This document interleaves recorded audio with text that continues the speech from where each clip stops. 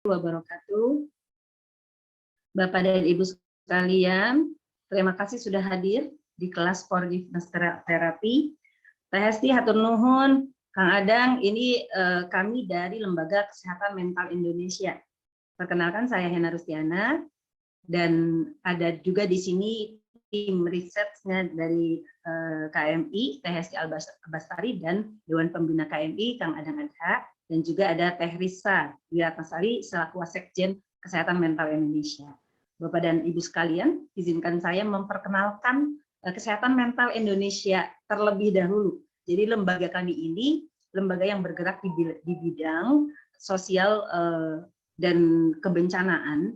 Ada program-programnya di PFA kebencanaan, kemudian ada di riset, dan kemudian ada di fast respon untuk bencana.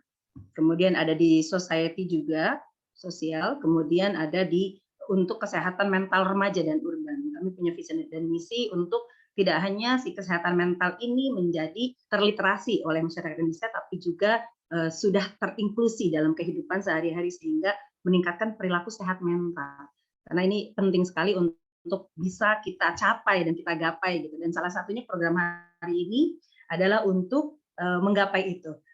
Terapi pemaafan adalah sesuatu yang relevan untuk saat ini, kan saat ini kita di bulan Ramadan, kemudian akan menuju Lebaran yang di sana akan banyak sekali perilaku-perilaku memaafkan, minta maaf dan sebagainya seperti itu. Jadi kami rasa penting sekali untuk kita membahas forgiveness terapi pada siang hari ini. Dan kemudian KMI sudah berkiprah juga, sebelum-sebelumnya kita sudah di PFA kebencanaan itu kita sudah punya beberapa portofolio untuk turun di kebencanaan, itu mulai dari bencana di dulu itu Lombok, kemudian Palu, kemudian longsor di berbagai macam kebencanaan ya. Kemudian kami terakhir kemarin itu di Lumajang. Kemudian di Banten juga kami turun. Jadi di berbagai kebencanaan KMI berusaha menjadi garda terdepan untuk melakukan proses healing dari awal gitu, dari pendampingan psikologis awal seperti itu. Teman-teman yang sudah tergabung di Sahabat KMI, terima kasih banyak. Mungkin akan banyak informasi-informasi seputar KMI nanti di Sahabat KMI berikut programnya seperti itu. Oke, baik, mungkin seperti itu perkenalan dari KMI. Saya sudah banyak juga teman-teman dari KMI yang hadir, dan saya menyapa saudara-saudara, Bapak dan Ibu sekalian yang sudah hadir di kelas hari ini. Yang sudah open video ada Pak Indrian Safka, ada para Mas Raguan. Saya juga ini ya Mas, bapaknya pokoknya saya sebut nama aja. Ada Mbak Rindrin, ada Mbak Reni, ada Mbak Denia, kemudian ada Mbak Regi, Mbak Alfa, Mbak Caroline, Mbak Zen, kemudian Mbak Olga, Mbak Rismawati, Mbak Mas Bram, Pak Rahmawati, Mbak Nadila, Mbak Sri, Mbak Hadijah, dan semuanya terima kasih banyak. Ini ada 2 slide, saya tidak bisa bacakan satu persatu. Terima kasih banyak sudah hadir. Dan hari ini kita akan membahas tentang forgiveness terapi atau terapi pemaafan. Dan kita tahu dalam interaksi kita sehari-hari tidak mungkin kita luput dari bergesekan dengan sahabat, bergesekan dengan saudara, dengan orang sekitar kita, sehingga perilaku memaafkan itu sudah menjadi keniscayaan dalam kehidupan kita sehari-hari. Bahkan ada tokoh yang berbicara bahwa hidup adalah perjalanan pemaafan seperti itu. Jadi artinya memaafkan pun kita perlu tahu bagaimana cara yang tepat memaafkan. Kapan waktu yang tepat untuk memaafkan? Siapa yang perlu kita maafkan? Bagaimana caranya? Kemudian tepatkah kita memaafkan? Dan banyak sekali juga kesalahpahaman dalam masyarakat kita tentang memaafkan. Apakah memaafkan sama dengan memaklumi? Apakah memaafkan sama dengan mengampuni? Apakah memaafkan sama dengan pembenaran? Atau apakah memaafkan ini tidak menghakimi dan sebagainya? Jadi nanti akan kita dengarkan paparan dari Pak Asep Hairul Ghani, dan saya akan memperkenalkan pembicara kita pada hari ini adalah Pak Asep Hairul Ghani. Beliau adalah lulusan dari Fakultas Psikologi Universitas Indonesia tahun 1993. Beliau juga merupakan Human Capital Director di 2006 sampai 2009, kemudian Human Capital Consultant, mentor, dan juga coach dari 2009 sampai saat ini. Beliau juga dosen tamu di sejumlah perguruan tinggi, psikoterapis juga, penulis buku juga. Nah, ini bukunya yang Forgiveness Therapy ini. Kemudian beliau juga anggota Himpunan Psikologi Indonesia dan Ikatan Psikologi Klinis. Beliau juga pendiri Sekjen pertama Asosiasi Psikolog Islam. Beliau juga pengurus API Pusat Jawa Barat. API ini Asosiasi Psikolog Islam ya. Kemudian beliau tinggal di Saung Bujanggaman, Tasikmalaya. Nah, beliau dapat dihubungi di nomor 0816 469 91691. Nah, beliau juga penggiat pembelajaran di Indonesia. Jadi banyak sekali training-training Pak Asep Khairul Ghani ini mengenai Ericksonian Cooperative Hypnotherapy, kemudian family terapinya model Virginia Satir, psikodrama model Jacob Moreno, kemudian forgiveness therapy yang hari ini kita akan sama-sama dengarkan dan akan sama-sama simak. Itu tentang beliau pembicara kita pada hari ini, dan saya akan menampilkan kita sama-sama akan mendengarkan pemaparan dari Pak Asep Khairul Ghani. Saya persilahkan.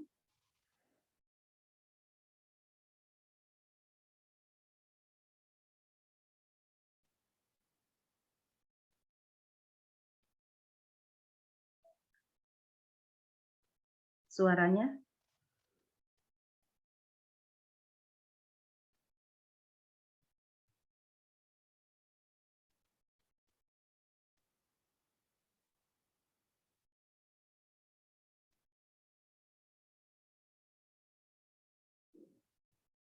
Halo, Testi.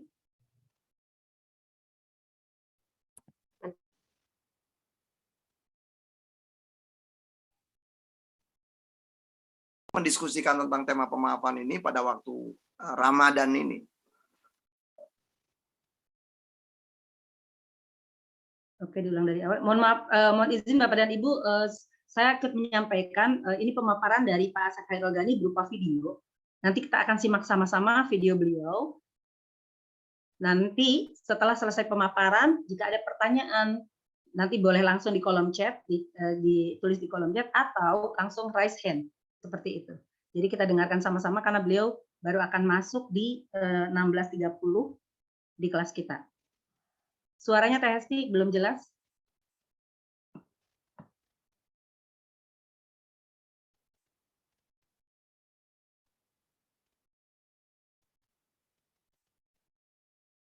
Kita akan mempelajari beragam hal berkaitan dengan seputar tentang pemaafan.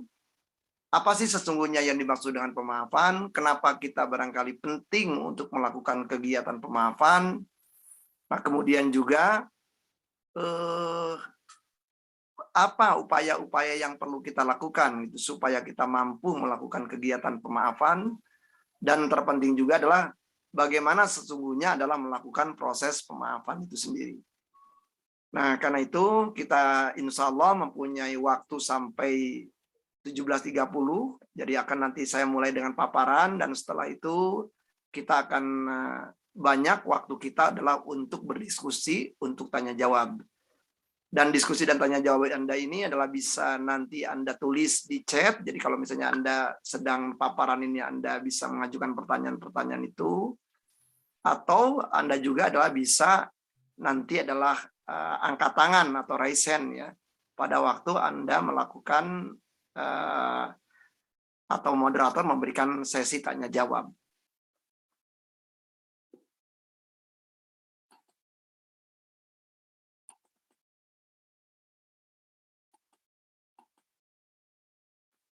Sahabat sekalian, di dalam kata forgiveness terapi itu ada dua kata. Ada kata forgiveness dan ada kata terapi. Nah, kata forgiveness itu adalah maknanya pemaafan. Kata terapi itu makna yang paling dikenal umum adalah makna yang sangat sudah terbatas. Yaitu adalah terapi, artinya adalah penyembuhan. Jadi artinya forgiveness terapi adalah penyembuhan kepada orang-orang yang berkaitan punya tema-tema bahwa orang yang bersangkutan adalah mengalami kezoliman sehingga dia mengalami ragam luka batin di dalam dirinya. Nah, sehingga dengan demikian bahwa pemaafan itu sendiri adalah menjadi bagian dari terapi untuk orang ini adalah bisa membuat dirinya makin damai, bisa membuat dirinya adalah makin tenang, bisa membuat dirinya kemudian juga bisa melanjutkan tindakan-tindakan yang tepat dalam kehidupan dia.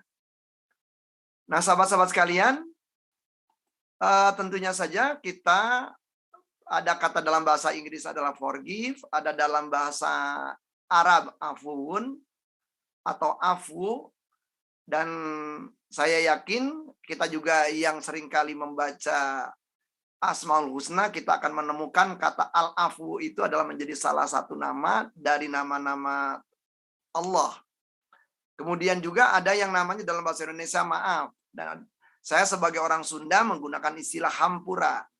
Nah, Sunda kuno ada kata sampura. Saya rasa juga dalam bahasa juga ada sampurane gitu ya. Nah, sampura itu artinya maaf ya. Nah, artinya karena itu kalau ada orang Sunda menggunakan kata sampurasun, artinya sampura ingsun, artinya adalah orang yang bertemu ini berdua ini adalah yang satu mengatakan saya mohon dimaafkan, dan dijawabnya rampes. Rampes itu artinya adalah saya kabulkan, sederhananya demikian. Nah, sehingga di dalam perilaku silaturahimnya orang Sunda di zaman lampau adalah disadari bahwa memang silaturahim atau perjumpaan itu adalah hanyalah mungkin kalau kedua belah pihak berada dalam keadaan yang saling memaafkan. Artinya adalah bahwa mereka juga adalah siap untuk saling mendukung, siap saling menyayangi, siap saling mengasihi, siap saling membantu, siap saling peduli di antara mereka. Sehingga kata-kata pemaafan itu ada kaitannya dengan bersihnya hati. Kata pemaafan itu ada kaitannya dengan lapangnya hati. Kata pemaafan itu ada kaitannya dengan damainya hati. Kata pemaafan itu ada kaitannya dengan pilihan perilaku kita supaya kita berpikir jernih, beremosi yang jernih, kemudian juga mampu ucapan dan tindakan kita pun juga jernih, tepat, dan aman, dan mengamankan diri kita dan orang lain, dan diri kita juga adalah penuh tindakan-tindakan yang menunjukkan prinsip welas asih atau belas kasih atau kasih sayang kepada sesama. Nah, sahabat-sahabat sekalian, selama dari tahun 2010 sampai tahun 2022 ini, setiap Ramadan saya mewakafkan waktu saya ya untuk menggelar tentang tema-tema pemaafan ini. Alasannya sih sendiri sederhana saja. Jadi 29 tahun sebagai psikolog, pengalaman saya bersama 10 jenis gangguan yang seringkali klien bawa pada perjumpaan dengan saya itu macam-macam lah. Ada yang namanya depresi, ada yang namanya PTSD atau gangguan stres pasca trauma, ada yang namanya fobia, ada yang namanya insomnia, gangguan seseorang yang mengalami kesulitan untuk mendapatkan tidur nyenyak. Kemudian juga adiksi, ya artinya adalah mereka mengalami ketergantungan gitu terhadap berbagai macam hal. Jadi bisa jadi tergantung terhadap zat tertentu atau bisa juga tergantung terhadap kebiasaan-kebiasaan tertentu. Kemudian juga ada yang namanya histeria konversi. Nah, ini mungkin padanan atau bandingannya itu dengan psikosomatis. Kalau psikosomatis itu adalah hilangnya, ya. Jadi ada kerusakan di dalam fisik seseorang yang diperparah oleh gangguan dalam pemikiran. Nah, itu adalah yang namanya. Nah, kemudian juga ada berikutnya yang namanya adalah, kalau histeria itu sendiri kayak gimana? Kalau histeria konversi itu adalah hilangnya fungsi-fungsi tubuh seseorang yang diakibatkan oleh fisik, oleh psikis gitu ya. Tetapi sebenarnya tidak ada kerusakan fisik. Nah, jadi saya pernah menangani klien yang dikirim oleh dokter ahli mata yang mengatakan, kata dokter ahli mata, orang ini merasakan dirinya buta padahal seluruh sistem persarapan di matanya berfungsi. Nah, kemudian ada juga seorang terapis suara yang mengatakan bahwa orang ini sebenarnya nggak ada masalah dengan alat-alat ujarnya, akan tetapi kayaknya ini ada aspek-aspek psikis yang mempengaruhi. Kemudian juga ada dokter THT, ya ahli THT yang mengirimkan klien yang orang ini keluhannya adalah tiba-tiba saja mengalami ketulian, ya, tetapi dalam pengecekan yang kaitannya dengan aspek-aspek fisiknya nggak ada masalah apa-apa. Kemudian juga ada dokter yang berkaitan dengan anatomi gitu yang mengatakan bahwa nggak ada masalah nih dengan klien ini, seharusnya dia bisa jalan gitu. Lebih kemudian juga disebabkan oleh aspek-aspek psikis. Kemudian juga ada orang yang mempunyai masalah juga berkaitan dengan pemikirannya terpaku kepada sebuah pikiran-pikiran tertentu. Kemudian juga sementara dia juga kayaknya pengen melakukan suatu tindakan tertentu berulang-ulang. Ya, istilahnya adalah obsesif kompulsif. Kemudian ada orang yang mengalami tekanan-tekanan hidup yang tidak menyenangkan. Kita menggunakan istilah tekanan hidup yang tidak menyenangkan sebagai distress. Dan kemudian juga ada sejumlah orang yang mengalami kecemasan berlebihan, ada kekhawatiran, bahkan ada serangan panik.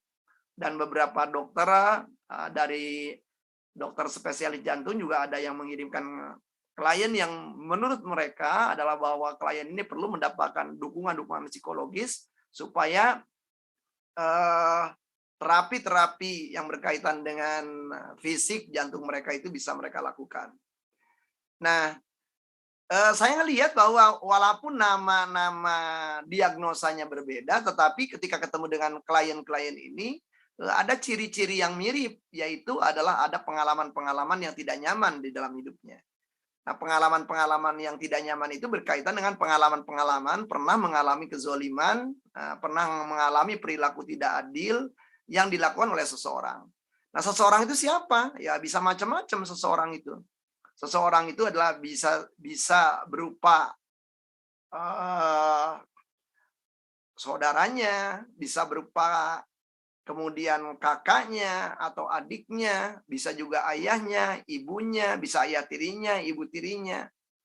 Bisa juga adalah kemudian pasangan hidupnya, entah suami atau istri. Bisa juga kemudian mertuanya, entah ibu mertuanya atau bapak mertuanya. Bisa juga adalah ipar-iparnya, entah kakak ipar atau adik ipar. Bisa juga saudara semendanya.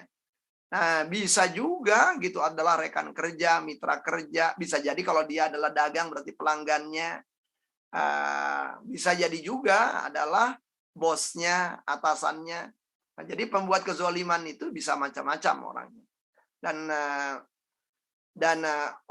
ternyata ya tema-tema itu memakin di antara beberapa hal yang dialami oleh klien-klien ini, tema-tema pernah mengalami kezoliman ini menjadi luka batin ini cukup lama dan tidak pernah dibuang, akhirnya makin menanah di dalam jiwa, dan akhirnya orang-orang ini adalah muncul ragam atau memperparah ragam-ragam gangguan yang dialami oleh jiwa mereka.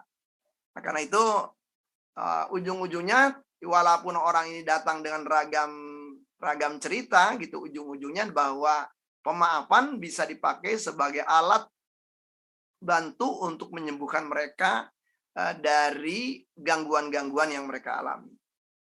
Nah, berangkat dari pengalaman itu saya kemudian terpikir untuk menulis buku ya.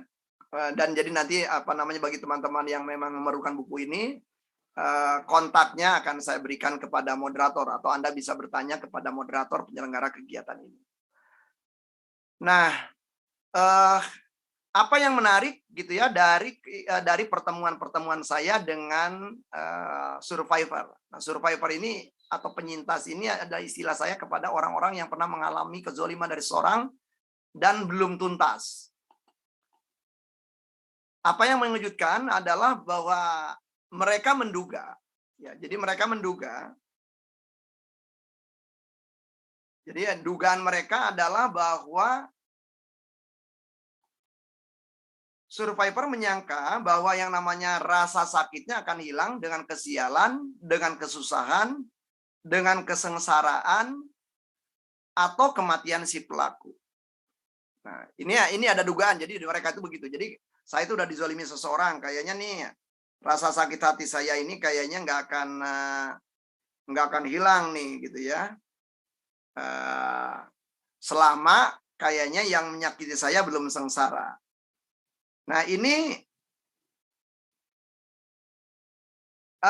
menjadi menarik gitu berkaitan dengan tema-tema ini gitu ya. Karena kenyataannya nggak demikian gitu. Realitanya adalah bahwa Rasa sakit di dalam diri survivor menjadi permanen, meski si pelaku jatuh susah, sengsara, atau mati. Nah, kenapa? Karena pelaku yang dulu itu sudah menginternal ya, atau introduksi di dalam dirinya.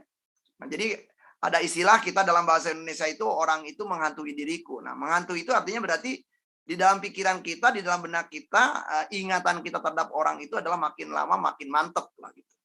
Nah, ini adalah menunjukkan bahwa bisa jadi gitu banyak kasus ada orang yang udah usianya 85 tahun bercerita kepada saya bahwa saya pernah dihianati oleh istri saya yang udah meninggal 25 tahun yang lalu. Dan saya pikir pada waktu itu kalau istri saya meninggal kayaknya saya plong. Ternyata enggak juga gitu ya. Sampai saya sekarang usia 85. Nah, dan dia menyadari bahwa ternyata ya walaupun meninggal selama di dalam benaknya adalah diungkit-ungkit, dipikir-pikir, diputar-putar, maka kegiatan itu atau kejadian itu adalah hadir. Sehingga betul fisik si istrinya sudah meninggal, tetapi tadi seakan-akan pengalaman itu dihidupkan kembali dengan ingatan-ingatan kita terhadap kejadian itu. Nah, apalagi yang menyangkutkan dugaan bahwa para survivor ini menyangka kejadian bersama pelaku atau yang namanya penzolim tadi seluruhnya berakibat buruk. Nah, kan tetapi ketika kita melakukan konseling kelompok itu, mereka juga jujur gitu mengakui bahwa banyak kompetensi hidup yang justru muncul akibat mengalami peristiwa bersama pelaku itu. Jadi awalnya memang sakit hati, awalnya kesel. Tetapi gara-gara itu kemudian juga sejumlah orang ini mengalami transformasi dalam kehidupannya. Nah, ada yang berkisah gitu bahwa dia tadinya adalah pengangguran kelas berat, setelah jadi sarjana 3 tahun nganggur gitu ya, kemana-mana nyari pekerjaan nggak ada, kemudian dia selalu mendapatkan teguran ya dari tetangganya yang ya pendidikannya juga SD pun nggak tamat ya, tetapi orang yang bersangkutan adalah menjadi pengusaha UMKM di daerahnya. Ya, dan bahkan orang-orang di daerah itu juga adalah menjadi bekerja kepada si orang ini. Dan orang ini seringkali meledeki gitu. Untuk apa kesarjanaan tinggi kalau membuat kamu tetap menganggur? Untuk apa kesarjanaan tinggi kalau kamu menjadi tidak mampu mengolah seluruh sumber daya yang kamu miliki sehingga menjadi kamu bisa menjadi pencari nafkah yang benar untuk keluarga kamu. Nah, omongan-omongan itu sering kali diungkapkan nih oleh si pengusaha ini gitu kepada yang bersangkutan. Awalnya dia kesel, awalnya dia sakit hati, tapi lama-kelamaan terpicu, kemudian dia mulai melihat apa yang bisa diolah di kampungnya, dan dia kemudian juga ngelihat ya karena dia juga cukup akrab dengan beberapa teman-temannya yang aktif di pasar induk Caringin Bandung ya, maka dia ngelihat nih di kampungnya itu sendiri ada produk-produk tertentu, tetapi mereka seringkali nggak begitu mendapatkan keuntungan dari pengepul. Nah, dia juga tahu. Nah, berangkat dari situ kemudian dia menjadi orang yang kemudian adalah menjadi perantara gitu ya antara para petani di daerahnya dengan kemudian juga pihak-pihak pasar. Nah, sehingga pihak pasar mendapatkan keuntungan produk-produk yang bagus ya dengan harga yang bagus, sementara juga pihak para petani juga mendapatkan keuntungan karena juga ada penyalurannya kemana. Nah, orang ini kemudian menjadi sangat kaya di kampung itu, bahkan melampaui kekayaan yang tadi orang yang menegurnya. Nah, jadi pada waktu dia sudah ngerasa lebih kaya daripada orang itu, kemudian dia terpikir untuk membalaskan sakit hati dia kepada orang itu. Nah, dia ngomong nih kepada istrinya, yuk antara aku ketemu orang itu. Kata istrinya, mau ngapain Kang? Ya ini mau gini.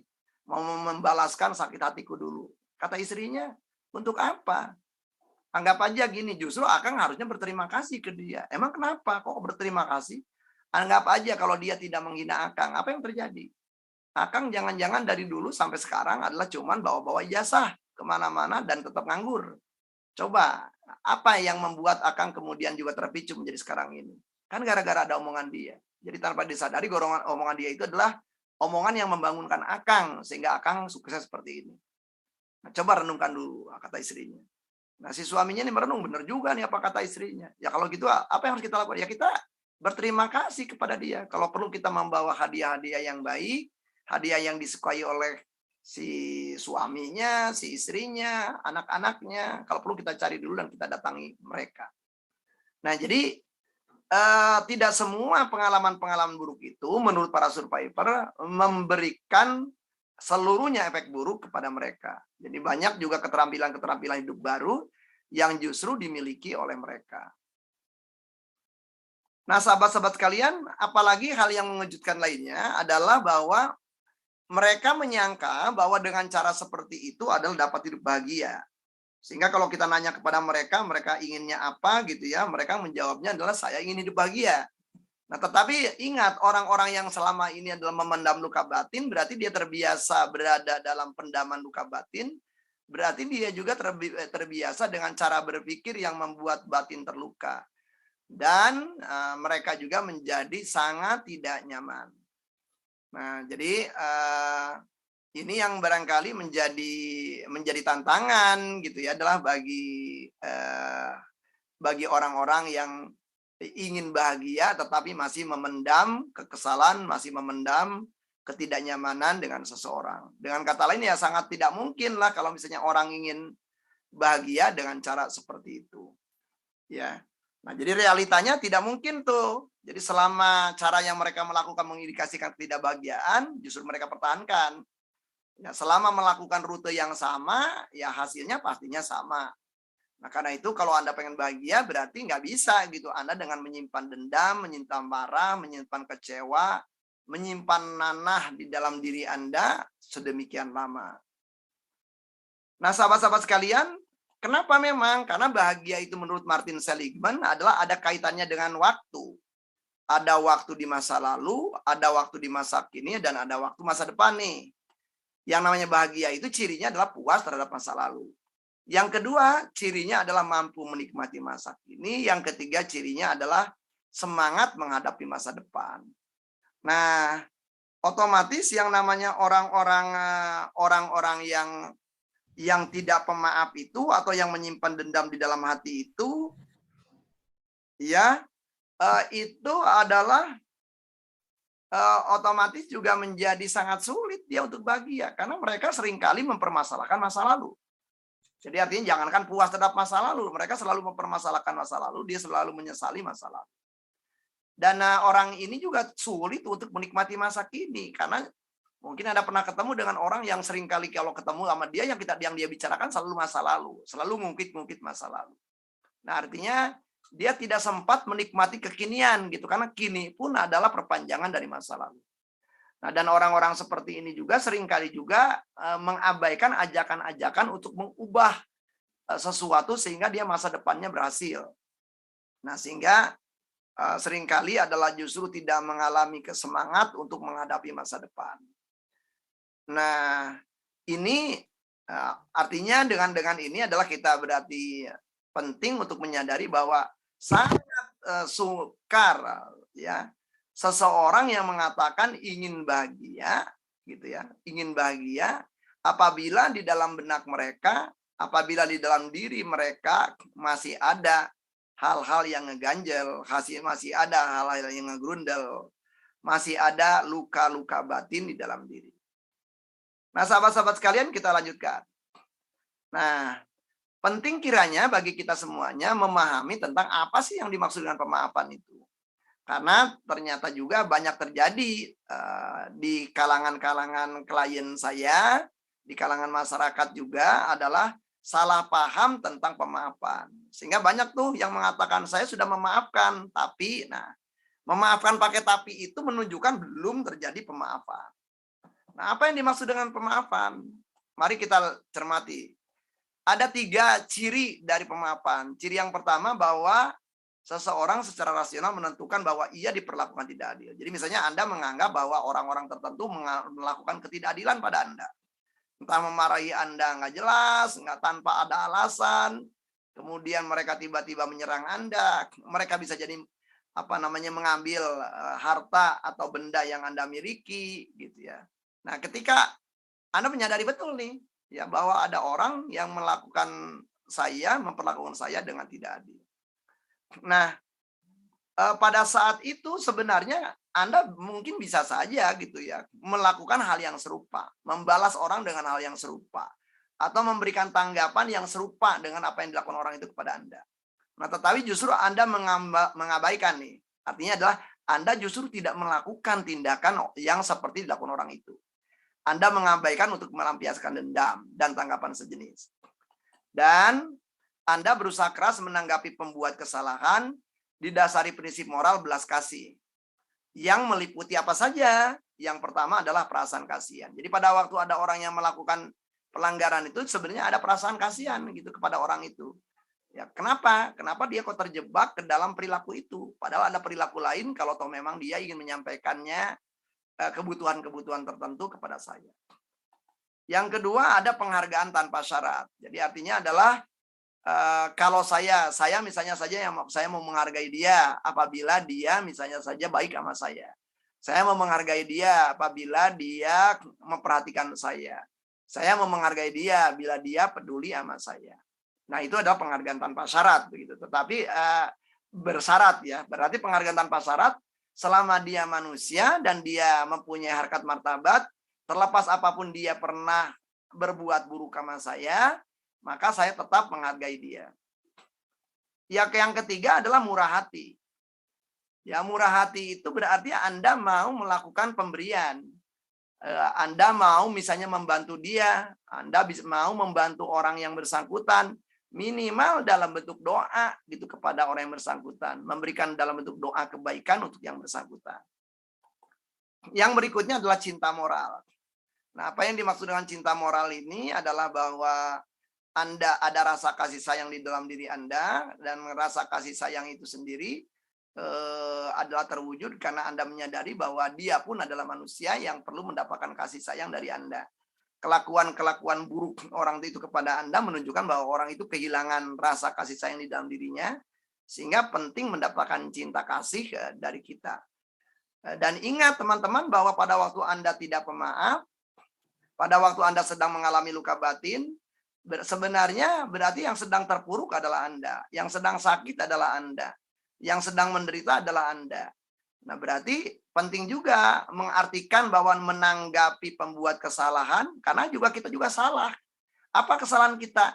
Kesalahan kita memilih kita sakit hati. Kesalahan kita memilih kita terpuruk terus, sementara orangnya bisa jadi udah lupa.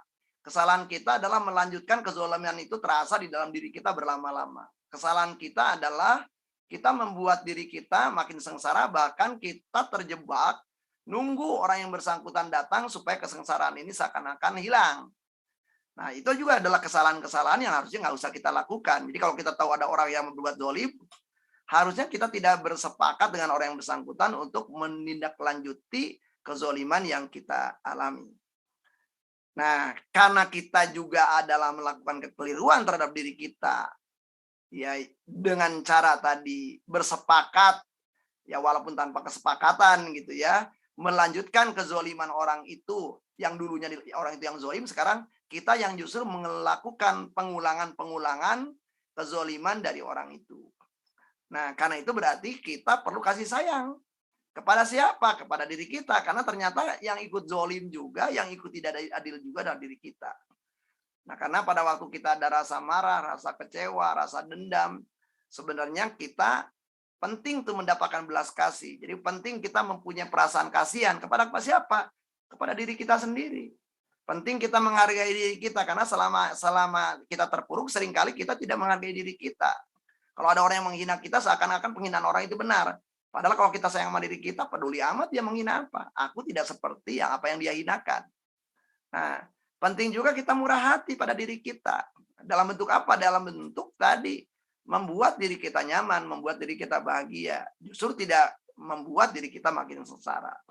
Nah, penting juga kita cinta moral kepada diri kita. Nah, ya tadi, kalau misalnya tahu bahwa tubuh kita makin hancur, perasaan kita makin hancur, maka itu menunjukkan bahwa kita tidak cinta sama diri kita. Maka kalau kita mau cinta sama diri kita, ya penting berarti kita rasakan pikiran kita, rasakan perasaan kita, ketahui tindakan-tindakan kita. Kalau itu memang tidak nyaman, nah berarti penting bagi kita untuk mulai menyetop itu sehingga kita makin sayang sama diri kita. Nah, dengan demikian, pemaafan adalah ciri utama dari pemaafan adalah Anda mampu berbuat baik kepada diri Anda dan juga kepada orang yang menzolimi Anda. Yang harus diutamakan adalah kepada diri Anda dulu. Jadi selama Anda belum berbuat baik, yaitu membuat pikiran Anda menjadi baik, membuat perasaan Anda menjadi baik, membuat ucapan dan tindakan Anda menjadi baik, khususnya kepada diri Anda sendiri dan juga kepada orang yang menzalimi Anda, berarti Anda belum mampu atau belum dapat dikatakan sebagai sudah melakukan kegiatan pemaafan.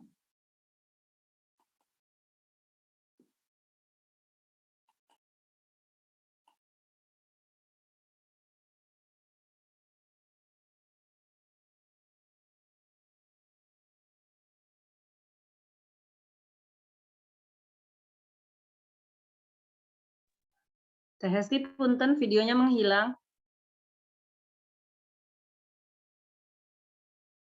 Iya, banyak hilang. Selamat datang Bang Riki Ariansyah, Sekjen KMI, akhirnya hadir juga.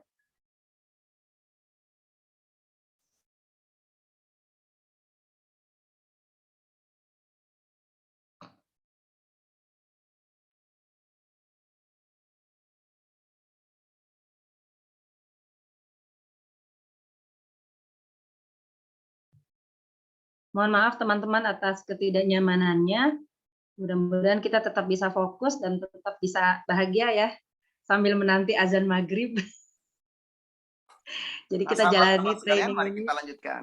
Oke. Artinya tadi kalau definisi itu adalah kita gambarkan di dalam sebuah gambar ya, seperti ini, maka kita ngelihat bahwa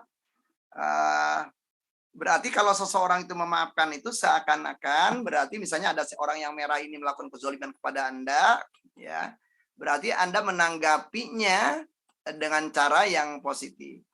Nah, dalam prakteknya ini kebanyakan kan nggak begitu. Artinya kalau ada orang yang negatif kepada Anda, maka ada kecenderungan kita pun melakukan pembalasan yang negatif. Walaupun barangkali baru dalam ide saja, tidak mampu kita eksekusi karena berbagai macam alasan. Nah, tentunya saja tantangannya adalah bahwa bagi kita kadang-kadang jangankan yang negatif ya, untuk dibalas yang positif. Kadang-kadang ada orang yang melakukan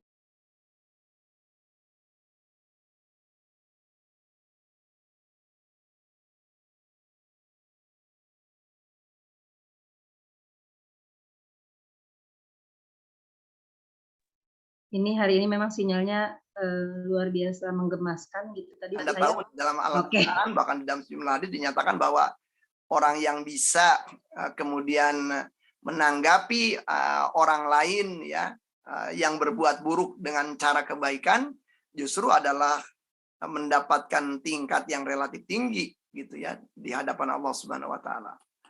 Nah, sahabat-sahabat sekalian, otomatis bagi kita barangkali dalam rangka kita membalas keburukan dengan kebaikan ini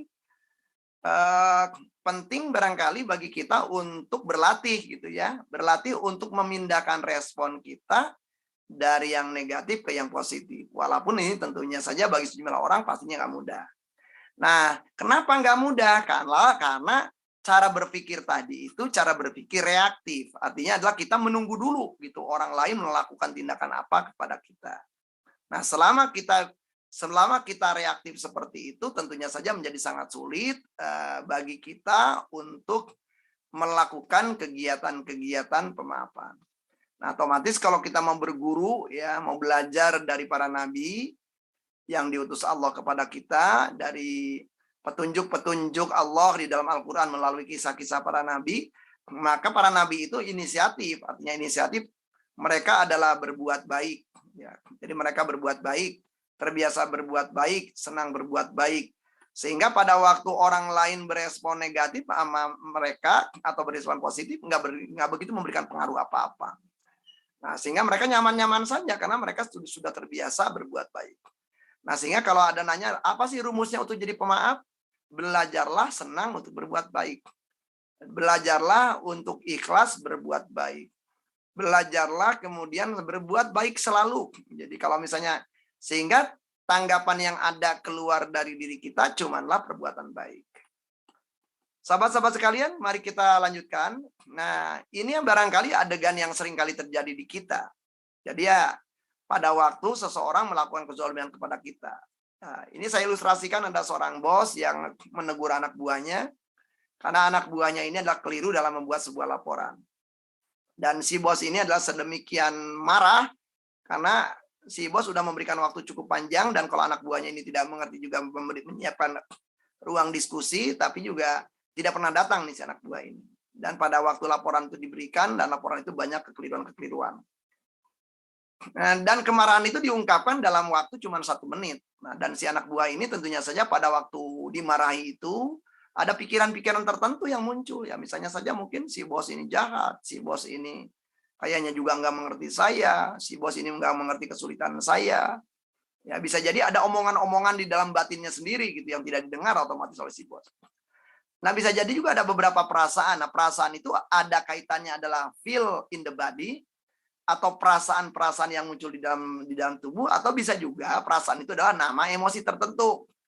Nah, misalnya saja kalau yang feel in the body itu bisa saja ada ketegangan di otot, ada kemudian rasa tidak nyaman di perut, bisa jadi juga ada ketegangan di leher, kemudian ada juga ketegangan di kepala, bisa juga adalah kepala cenut-cenut, bahkan terasa panas, seperti itu yang namanya perasaan.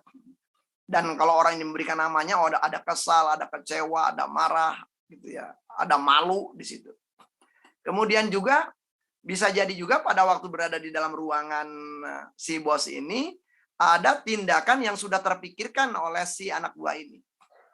Nah, tindakan yang sudah terpikirkan itu kalau dilakukan, ya jadi tindakan namanya. Tetapi bisa jadi juga tindakan yang sudah terpikirkan itu nggak sempat dilakukan. Misalnya, oh saya akan ngomong ke bos, saya akan bertahan ke bos, saya akan mengatakan bos ini ya, cuma di dalam benak doang, tetapi nggak dieksekusi. Nah, sesuatu yang tidak dieksekusi seperti itu namanya adalah unfinished business. Nah, ini juga sangat mungkin gitu ya terjadi gitu di kita gitu ya. Jadi usai seseorang itu melakukan tindakan-tindakan tertentu, jadi pada waktu tindakan itu terjadi juga ada pikiran kita terhadap kejadian itu, ada perasaan kita tentang kejadian itu, dan ada tindakan-tindakan yang bisa jadi juga kita tunda gitu ya. Nah, tindakan yang kita tunda itu namanya unfinished business. Nah, dengan seiring perjalannya waktu, setelah itu keluar dari ruangan si bos, Anda masuk ke ruangan sendiri, atau si anak buah ini masuk ke ruangan sendiri. Pada waktu masuk ke ruangan sendiri, bisa jadi dia kemudian terpicu untuk memikirkan kembali adegan-adegan yang terjadi di ruangan si bos. Wah, makin dipikirin makin nggak nyaman. Kemudian dia cari teman untuk curhat.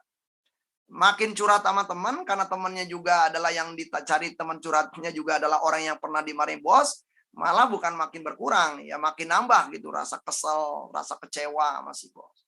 Ngobrol lagi dengan orang kedua, orang ketiga, orang keempat, orang kelima, ya orang keenam.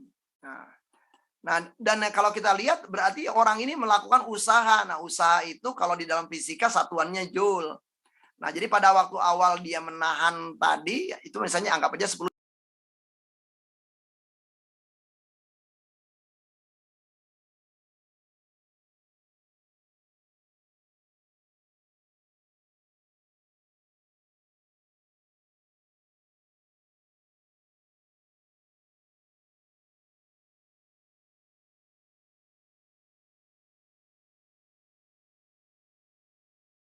Sahabat-sahabat sekalian, mari kita lanjutkan. Jadi ada seorang ahli namanya Stephen Hayes. Beliau mengatakan bahwa orang yang tidak pemaaf itu adalah diibaratkan seperti orang yang terkena sabetan celurit raksasa. Di sebelah celurit ada orang yang telah menyakiti Anda. Mereka mendapatkan kesakitan Anda yang nyerinya melampaui duri. Dan celurit ini sedemikian menyakitkan, kemanapun Anda pergi, celurit mengikuti, dan demikian pula si orang yang menyakiti. Nah, analoginya kalau misalnya ada orang yang katakanlah menyimpan kekecewaan, menyimpan kemarahan, menyimpan kekesalan, itu adalah seperti itu. Jadi Anda bayangkan ada orang yang mencabutkan celurit kepada diri Anda, kemudian Anda memegang celurit yang sudah tertancap kepada tubuh Anda, dan pada saat yang sama Anda memegang tangan orang yang bersangkutan, dan pada saat yang sama Anda memegang dan membawa orang itu kemana-mana. Dan Anda tunjukkan ke orang lain, ini loh orang yang menyambatkan celurit kepadaku. Tentunya saja kalau ini dilakukan terus-menerus, ya Anda dinamakan sebagai orang yang konyol. Karena mungkin Anda akan kehilangan darah, Anda akan makin tidak nyaman, kemudian tubuh Anda pun makin akan sakit, dan Anda pun juga akan mati. Otomatis langkah yang perlu dilakukan supaya Anda sembuh adalah Anda pertama kali berarti perlu melepaskan dulu orangnya. Yang kedua berarti perlu melepaskan celuritnya. Yang ketiga, karena celurit itu udah nancep cukup lama, berarti juga untuk bisa jadi udah ada nanah di dalamnya. Nanahnya harus dibersihkan, kemudian juga darah-darah yang barangkali juga sudah tidak berguna juga perlu dibersihkan. Nah, kemudian barulah di situ Anda melakukan pengobatan. Nah, ini analoginya adalah banyak orang-orang yang sudah mengalami kezaliman dari seseorang, kemudian dia mempertahankan ingatan tentang orang itu, dia ingat-ingat terus tentang orang itu, dia ingat juga alatnya. Nah, alatnya itu bisa jadi adalah ucapan orang yang bersangkutan, ekspresi orang yang bersangkutan, atau tindakan-tindakan orang yang bersangkutan. Nah, berarti itu penting juga untuk dihilangkan atau untuk dilepaskan. Nah, sebelum itu dilepaskan ya sangat sulit gitu kalau orang ini mau sembuh. Nah, setelah itu tadi juga melepaskan efek-efeknya dari alat itu. Jadi melepaskan juga luka-luka batinnya, rasa tidak nyamannya, rasa sakitnya, rasa terzoliminya, ya, kemarahannya, ya, kekecewaannya, itu juga perlu dilepas. Selama itu masih diingat-ingat, selama itu juga masih dipertahankan, ya akan sangat sulit untuk melakukan kegiatan pemaafan. Nah, karena itu sangat wajar di masyarakat kita adalah nasihat-nasihat untuk memaafkan orang lain itu adalah sangat sulit atau nyaris tidak digubris oleh sejumlah orang, ya karena orang yang bersangkutan masih mempertahankan orang yang menzoliminya, masih mempertahankan pikirannya atas ucapan-ucapan orang yang menzolimi dia, dan masih mempertahankan tindakan-tindakan orang yang menzolimi dia. Nah, sahabat sekalian, mari kita lanjut. Nah, bila diilustrasikan pemaafan itu sebenarnya adalah, anggap aja yang biru ini adalah diri Anda. Nah, diri Anda itu tadinya adalah penuh cinta kasih, termasuk kepada diri Anda sendiri, termasuk juga cinta kasih kepada orang lain. Nah, Anda bisa jadi dalam kehidupan itu ketemu dengan seseorang, ya. Jadi awalnya diri Anda sendiri adalah penuh cinta kasih. Nah, lalu Anda ketemu dengan orang, dan orang ini adalah orang yang zolim kepada Anda, dan tidak sedikit orang gara-gara ketemu dengan orang yang zolim, ya kemudian muncullah di dalam diri kita adalah kemarahan, kebencian, dan dendam. Nah, yang dinyatakan memaafkan itu bukanlah sekedar Anda seperti ini ya. Kalau seperti ini kan ada marah, benci, dan dendam, ada kesel gitu ya, tergambar dalam ekspresi Anda. Nah, dinyatakan bahwa Anda memaafkan adalah kalau Anda mampu tidak sekedar menghilangkan kemarahan, benci, dan dendam seperti ini. Nah, hilangnya marah, benci, dan dendam seperti ini adalah diri Anda berarti vakum ya. Ada kehampaan pada diri Anda. Dan dinyatakan Anda sudah memaafkan apabila Anda mampu mengembalikan rasa cinta, rasa sayang itu kepada diri Anda. Sehingga Anda mampu menampilkan cinta kasih untuk diri Anda dan untuk orang lain. Nah, sahabat-sahabat sekalian, seringkali juga di dalam masyarakat kita terjadi salah paham tentang pemaafan. Ya, jadi banyak orang-orang mengalami kesalahpahaman tentang pemaafan. Yang pertama, memandang bahwa memaafkan itu sama dengan seimbangnya timbangan. Sehingga kalau ada orang yang katakan memukul kita, maka kita pukul balik. Kalau orang itu menghina kita, kita hina balik. Kalau orang itu kemudian juga dia katakanlah mencuri barang kita, maka curi barangnya balik. Maka yang dinamakan ini namanya seimbangnya timbangan. Kemudian ada juga orang yang mengatakan bahwa pemaafan itu sama dengan memaklumi. Jadi memaklumi itu misalnya saja ada orang yang katakan saja pernah mendapatkan katakanlah makian dari bos, dan dia kemudian disarankan oleh teman-temannya, udahlah maklumin aja, bos kita kan begitu. Nah, kata maklumi itu adalah berarti anjuran yang diberikan orang kepada kita untuk kita tolerir atas perilaku zolim orang lain. Nah, artinya tolerir itu berarti menerima sesuatu yang sebenarnya tidak nyaman. Nah, jadi memaklumi itu Berarti pada waktu kita memaklumi seseorang, kita tahu bahwa orang itu berbuat zalim, dan sebenarnya juga kita tidak nyaman, dan kemudian kita perlu mentolerir, perlu tidak mempermasalahkan tentang perilaku-perilaku orang itu. Nah, pemakluman seperti itu bukanlah pemaafan. Kemudian juga yang terjadi seringkali di dalam salah paham tentang pemaafan juga adalah ketika pemaafan dimaknai sebagai membiarkan orang melakukan tindakan-tindakan buruk kepada kita. Jadi ini ada ilustrasinya, ada orang yang ditendang gitu ya oleh tetangganya, dan dia membiarkan tetangganya menendang dia terus. Padahal sesungguhnya dia bisa lari, padahal sesungguhnya dia bisa menangkis, padahal sesungguhnya dia bisa melawan. Nah, membiarkan orang lain melakukan kezoliman bertubi-tubi kepada kita, itu adalah bukan pemaafan, tetapi pembiaran. Nah, kemudian ada juga yang salah paham mengatakan bahwa pemaafan itu sama dengan mengalah. Nah, jadi mengalah itu kadang-kala seringkali dipakai sebagai strategi seseorang supaya orang ini adalah mampu berhadapan dengan orang lain, dan dia dalam hitung-hitungan dia kalau misalnya orang ini dilawan juga percuma. Cuman ngabisin waktu, dan orang itu juga barangkali nggak berubah. Sehingga mengalah lebih berupa sebuah strategi. Nah, sehingga kalau Anda mengalah bukanlah pemaafan. Kemudian juga ada orang yang mengatakan, ya pemaafan itu sama dengan adalah menjadi kecewa. Jadi Anda kecewa kepada orang lain. Anda berharap kepada orang lain, harapan Anda tidak terbukti, harapan Anda tidak menjadi kenyataan, maka Anda kecewa. Nah, kecewa seperti itu bukanlah pemaafan. Anda dizolimi seseorang dan Anda berharap bahwa orang itu mendatangi Anda untuk meminta maaf kepada Anda, tetapi orang itu tak kunjungkan datang, dan Anda menjadi kecewa. Nah, menjadi kecewa seperti itu bukanlah bahwa Anda sudah melakukan pemaafan. Kemudian juga yang seringkali salah paham tentang pemaafan itu memandang bahwa memaafkan sama dengan melupakan. Nah, ini yang cukup banyak ya, bahwa memaafkan itu sama dengan melupakan. Padahal yang namanya para orang-orang yang mampu memaafkan justru adalah orang yang mengingat kejadiannya, mengingat orangnya, mengingat ucapannya, mengingat tindakannya. Tetapi perbedaannya, mereka ingat kejadiannya, tetapi mereka adalah tidak lagi terpicu untuk mempunyai pikiran negatif, tidak lagi terpicu untuk mempunyai emosi-emosi negatif, tidak lagi terpicu tubuhnya merasakan perasaan-perasaan negatif, misalnya napasnya sesak, detak jantungnya berdebar cepat, kemudian juga ada rasa ketegangan di berbagai macam bagian tubuh gitu.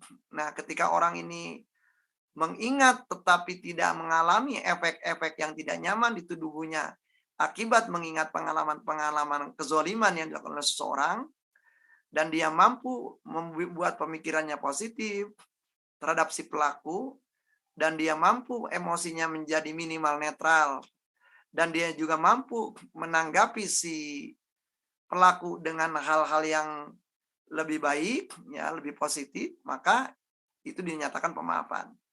Nah, karena melupakan itu sendiri bukanlah bagian dari pemaafan, karena melupakan itu sendiri berarti Anda mempunyai kekhawatiran kalau ingat justru terpicu kembali. Nah, jadi itu menunjukkan bahwa melupakan itu belumlah pemaafan. Atau pada waktu Anda lupa akan kejadian tertentu yang semua orang tahu kejadian itu, justru ada masalah dengan diri Anda. Nah, melupakan seperti ini berarti Anda berusaha dengan keras kesadaran Anda untuk membawa hal-hal tersebut adalah ke dalam hal-hal yang Anda tidak sadari. Dan ini adalah bukan ciri dari pemaafan. Nah, kita tahu persis banyak contoh-contoh gitu ya. Nabi Muhammad misalnya saja ingat, sadar betul gitu siapa orang-orang kaum-kaum yang melakukan kezaliman kepada beliau. Nah, beliau mengatakan bahwa saya sudah memaafkan kaum itu.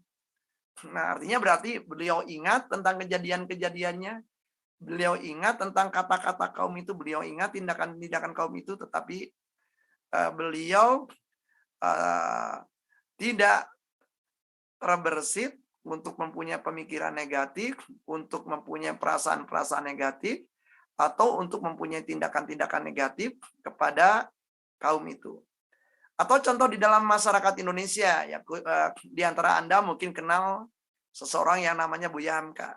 Beliau adalah seorang ulama, penulis tafsir Al-Azhar, dan kemudian beliau juga adalah dikenal sebagai penulis atau karya sastra. Di antaranya adalah Di Bawah Lindungan Ka'bah, Tenggelamnya Kapal Panderwik. Dan beliau adalah orang yang pernah dipenjarakan oleh Bung Karno pada zaman Orde Lama tentunya saja. Dan pada waktu Bung Karno jatuh ya, dan kemudian juga digantikan oleh Pak Harto, Bung Karno itu adalah menjadi tahanan rumah ya di Wisma Yoso yang sekarang menjadi Museum Satria Mandala. Dan apa yang dilakukan oleh Bung Karno, dan Bung Karno juga jatuh sakit, kemudian kesehatannya juga makin menurun, dan Bung Karno pernah membuat surat wasiat yang isinya adalah beliau menginginkan kalau beliau meninggal dunia, dan tentunya saja Buya Hamka masih hidup, adalah ingin di sholat jenazahnya itu dipimpin oleh Buya Hamka. Nah, di sini menyatakan, dan kemudian kejadian Bung Karno meninggal dunia dan ada orang yang mengetahui wasiat itu. Kemudian Buya Hamka diberitahu, dan Buya Hamka memaafkan Bung Karno, dibuktikan dengan beliau adalah mau menjadi imam sholat untuk Bung Karno.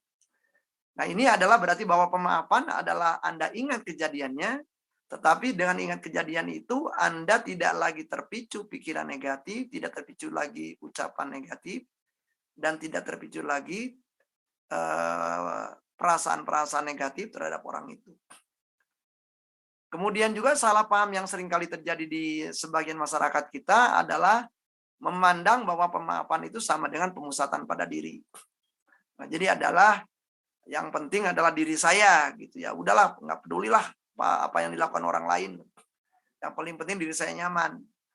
Nah, tentunya saja pemusatan pada diri ini adalah baru sebagian dari pemaafan. Karena ada sebagian yang lain adalah bahwa Anda peduli juga terhadap orang lain. Selain peduli pada diri Anda peduli pada orang yang menzalimi pada diri Anda. Anda ada perilaku belas kasih kepada orang yang menzalimi Anda. Minimal dalam bentuk doa kebaikan untuk orang yang bersangkutan. Kemudian ada lagi yang salah paham tentang pemaafan adalah menganggap bahwa pemaafan itu sama dengan pengampunan atau sama dengan pemberian kelonggaran dari hukuman. Jadi misalnya saja ada orang yang melakukan pelanggaran atas hak-hak Anda. Dan orang itu melanggar katakanlah pasal yang ada di KUHP. Orang itu sesungguhnya bisa saja adalah kena pasal, sehingga dia bisa saja di dalam pasal tertentu ancaman hukumannya aja minimal misalnya saja 2 tahun. Nah, dinyatakan Anda melakukan pengampunan kepada seorang itu apabila dia melakukan tindak pidana yang itu melakukan pelanggaran tentang hak Anda, dan Anda dinyatakan mengampuni kalau Anda kemudian tidak membuat laporan polisi dan orang itu dibebaskan dari ancaman pidana, yaitu 2 tahun penjara. Nah, jadi kalau Anda melakukan itu namanya Anda melakukan pengampunan. Nah, artinya bisa jadi Anda, ya, ada saudara Anda gitu melakukan seperti itu. Mengambil barang Anda tanpa sepengetahuan Anda, dan barang Anda itu ya berharga puluhan juta. Dan apabila Anda membuat laporan polisi, peluangnya bahwa keluarga Anda ini adalah bisa dipidana gitu ya, dengan pidana penjara. Nah, Anda kemudian tidak melaporkan orang itu. Dan Anda juga santun terhadap orang itu. Anda cukup menegur orang itu, mengatakan orang itu bahwa perilaku Anda keliru. Maka dalam hal itu Anda melakukan pengampunan kepada orang itu, dan karena Anda mampu berbuat baik kepada orang ini, Anda dinyatakan juga mampu memaafkan orang ini. Nah, berarti dalam kasus ini adalah Anda bisa mengampuni sekaligus memaafkan. Tetapi Anda bisa memaafkan, tidak mengampuni. Jadi Anda tetap membuat laporan polisi atas kelakuan saudara Anda ini, sehingga saudara Anda ini adalah kemudian diselidiki, gitu, kemudian disidik, kemudian juga kasusnya kemudian dilanjutkan ke kejaksaan. Oleh kejaksaan kemudian kasus ini adalah kemudian diajukan ke pengadilan gitu ya, untuk melakukan sidang perkara. Nah, dalam kasus ini berarti dan pada saat yang sama karena Anda tahu saudara ini adalah mempunyai kelemahan, tidak ada orang-orang saudara-saudara Anda yang lain juga yang mau nolong dia. Tidak ada orang yang barangkali juga mau kemudian menjenguk dia. Tidak ada orang yang mau datang kemudian membesuk dia. Nah, Anda ngelihat, wah, walau bagaimanapun ini saudara Anda, dan Anda tetap datang ke situ, tetap datang ke polsek. Kalau dia menjadi tahanan polsek atau ke Polres, kalau dia jadi tahanan Polres, dan Anda kemudian menyantuni dia, menyambangi dia, dan kemudian juga sampai perkara itu selesai, sampai di lembaga pemasyarakatan, Anda pun adalah sering kali berkunjung. Nah, sampai bahkan dia keluar dari penjara. Gitu. Jadi selama dia di penjara, keluarga-keluarga yang dia tinggalkan juga Anda santuni juga. Nah, dalam kasus ini berarti Anda adalah melakukan kegiatan pemaafan, buktinya ada perilaku-perilaku Anda yang baik kepada orang ini, tetapi dalam kasus yang sama Anda tidak melakukan pengampunan. Karena Anda tetap menganggap bahwa saudara Anda ini perlu belajar gitu dari kekeliruan-kekeliruan yang sebenarnya adalah membahayakan orang lain atau merugikan orang lain. Sahabat sekalian, hal lainnya juga yang seringkali salah paham tentang pemaafan itu adalah menganggap bahwa pemaafan itu sama dengan perdamaian. Artinya perdamaian akur kembali. Kalau ada seorang sahabat yang pertamanya adalah sangat akrab, kemudian seorang sahabat ini mengkhianati Anda, kemudian Anda mengalami kerugian akibat pengkhianatannya dia, dan dinyatakan perdamaian adalah kalau Anda kemudian akrab kembali. Nah, pemaafan itu bisa dilanjutkan dengan perdamaian, tetapi pemaafan itu bisa juga tidak dilanjutkan dengan perdamaian. Jadi sangat mungkin Anda memaafkan seseorang, jadi misalnya tadi Anda punya sahabat, dan sahabat Anda kemudian dilibatkan dalam bisnis dengan Anda, dan ternyata dia mengkhianati Anda sehingga Anda kemudian bangkrut dari bisnis ini, sementara dia kemudian mengalami kemajuan gitu, menggunakan sebenarnya bisnis yang Anda rintis. Nah, dan Anda sangat kecewa gitu. Dan Anda kesal, dan Anda kemudian juga ada kemarahan kepada sahabat Anda.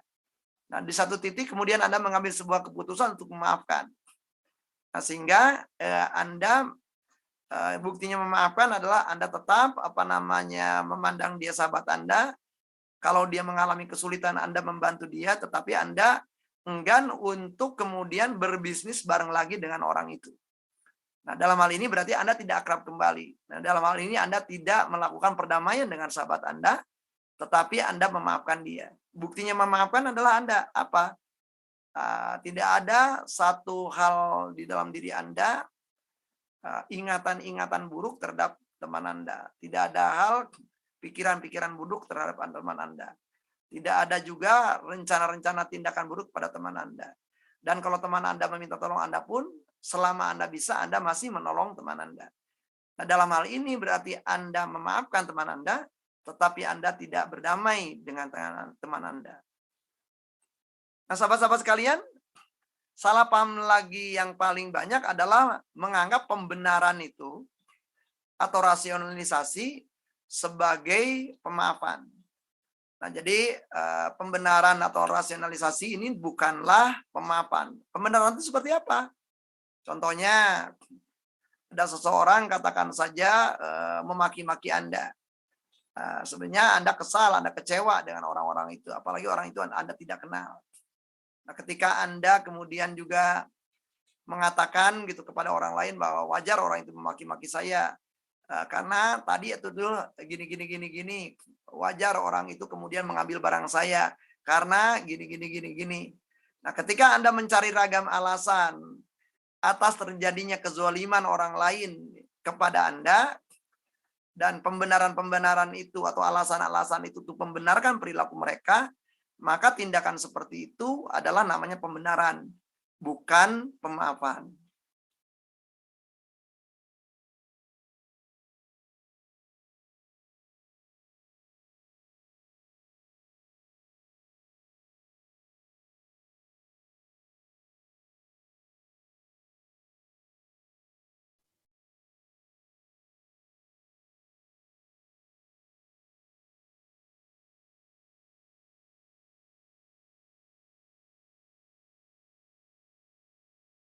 Sahabat-sahabat sekalian, tentunya saja ada yang bertanya tentang apa sih kalau kita memang pengen memaafkan seseorang yang pernah menzolimi kita, tahapannya apa saja?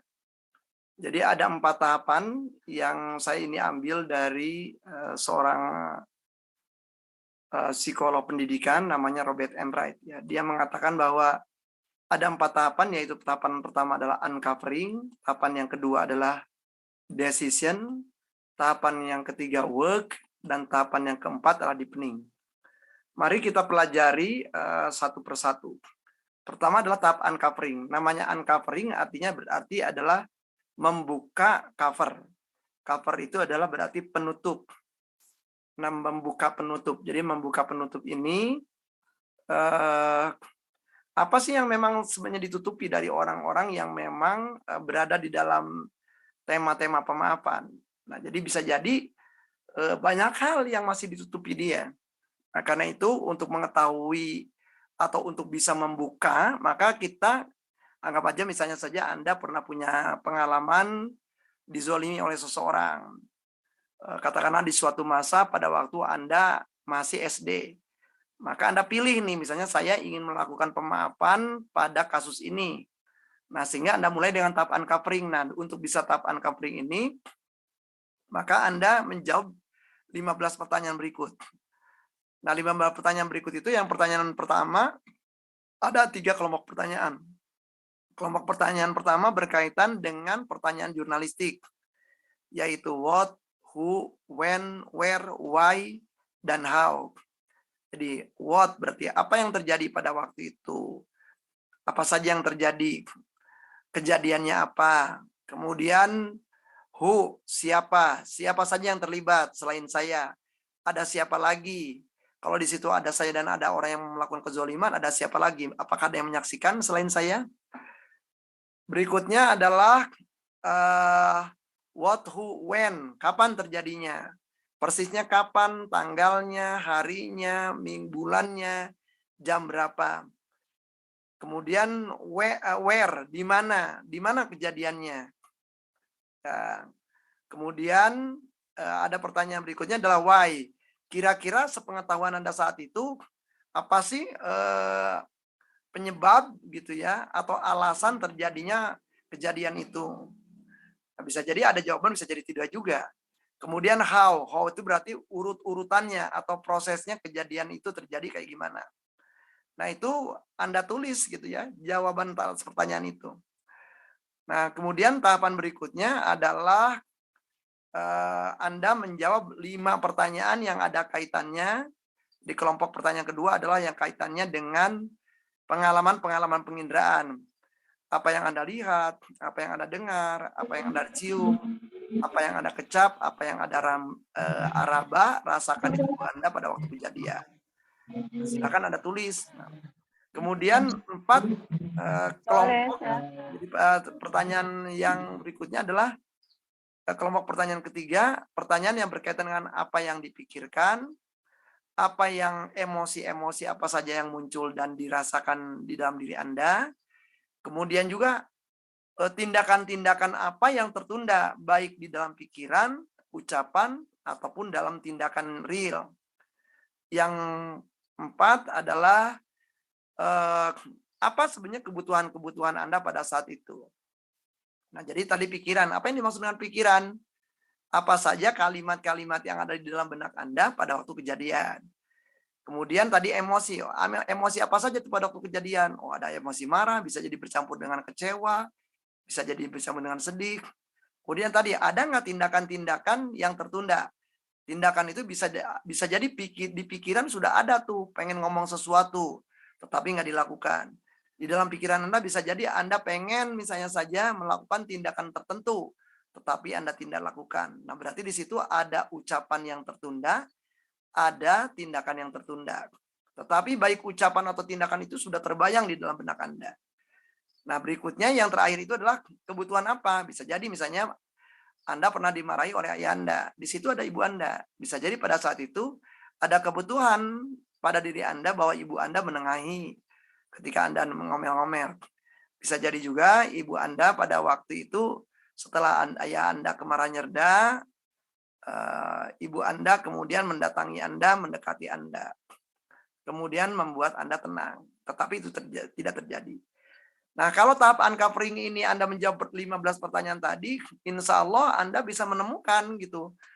Oh, ternyata masih ketika peristiwa itu dieksplor seperti itu, masih ada rasa tidak nyaman di dalam tubuh Anda, masih ada rasa tidak nyaman di dalam diri Anda, masih ada rasa tidak nyaman pada seluruh tubuh Anda. Nah, sehingga dengan demikian Anda perlu melakukan tindakan-tindakan yang akan mengarah kepada pengambilan keputusan yang merupakan tahapan berikutnya, yaitu tahapan decision. Jadi setelah Anda membaca, membuka gitu ya, semua hal tadi, nah Anda tanya kepada diri Anda, masih pentingkah Anda kemudian juga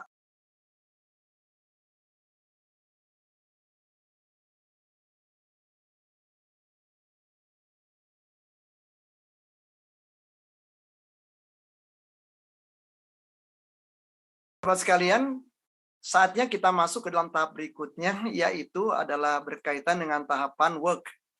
Nah, apa yang dimaksud work di dalam tahapan pemaafan ini? Tahapan work ini adalah justru kita melakukan pekerjaan-pekerjaan atau aktivitas-aktivitas yang berkaitan dengan melepaskan, pertama adalah melepaskan keterkaitan kita dengan terobsesinya kita terhadap pikiran-pikiran berkaitan dengan si pelaku. Berkaitan dengan apa yang dikatakan yang si pelaku, berkaitan dengan apa tindakan si pelaku, berkaitan dengan ekspresi si pelaku. Nah, di dalam tahapan work ini adalah tentunya ada kaitannya dengan tahap uncovering tadi. Nah, apa yang Anda lakukan sederhananya adalah bahwa Anda berjuang dalam rangka melepaskan hal-hal yang masih nempel di dalam diri Anda.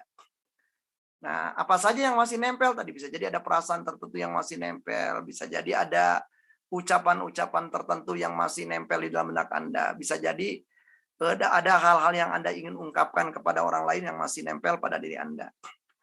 Nah, berkaitan dengan tema-tema inilah yang kemudian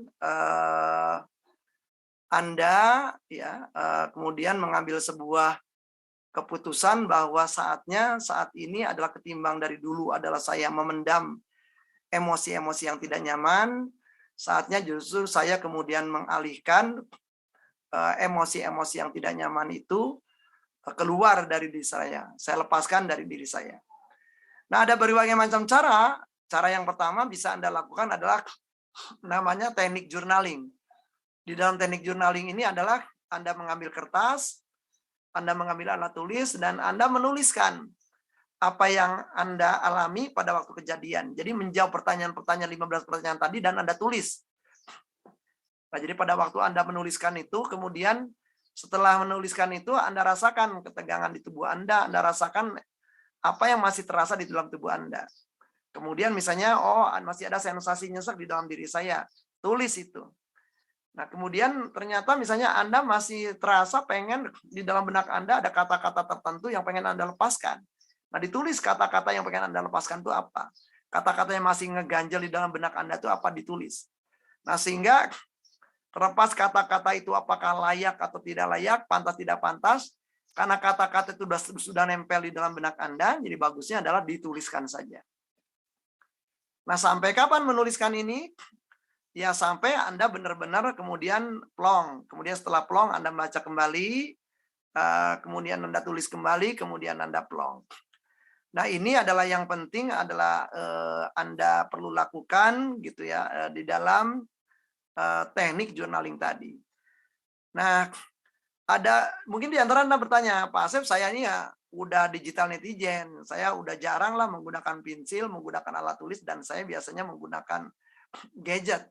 Ya, Anda bisa juga tinggal Anda menggunakan aplikasi-aplikasi yang ada kaitannya dengan notes ya. Jadi Anda ketik menggunakan entah jempol Anda, begitu, entah telunjuk Anda, dan kemudian Anda nanti baca. Kalau misalnya ada area yang belum terekspresikan, kemudian Anda ungkapkan kembali di dalam tulisan di notes atau di Google Keep. Terserah aplikasi mana yang Anda gunakan. Nah, sampai kapan Anda nulis? Ya, sampai Anda merasa plong. Nah, kalau misalnya saja Anda ingin menggunakan cara-cara yang lebih ekspresif, Anda bisa saja menggunakan bantal. Jadi Anda menggunakan kamar Anda, tutup pintu kamar Anda, kunci pintu kamar Anda dari dalam, dan Anda kemudian menggunakan bantal dan imajinasikan bahwa bantal itu adalah orang tertentu yang dulu pernah menzolimi Anda, dan Anda bisa kemudian merasakan pada waktu mengimajinasikan itu, menghayati kembali kejadian itu, apa yang masih terasa di tubuh Anda. Dan Anda bisa mengekspresikan, bisa secara verbal. Jadi Anda misalnya pengen ngomongin di situ. Terpenting adalah terungkapkannya yang sesuatu yang masih mengganjal di dalam diri Anda. Kemudian bisa jadi tangan Anda ngerasakan bahwa ada gerakan-gerakan bahwa tangan Anda ingin melakukan sesuatu, entah ingin mencubit, entah ingin merobek, entah ingin memukul, entah ingin menampar. Ya, perbolehkan saja tangan Anda mengekspresikan itu melalui bantal.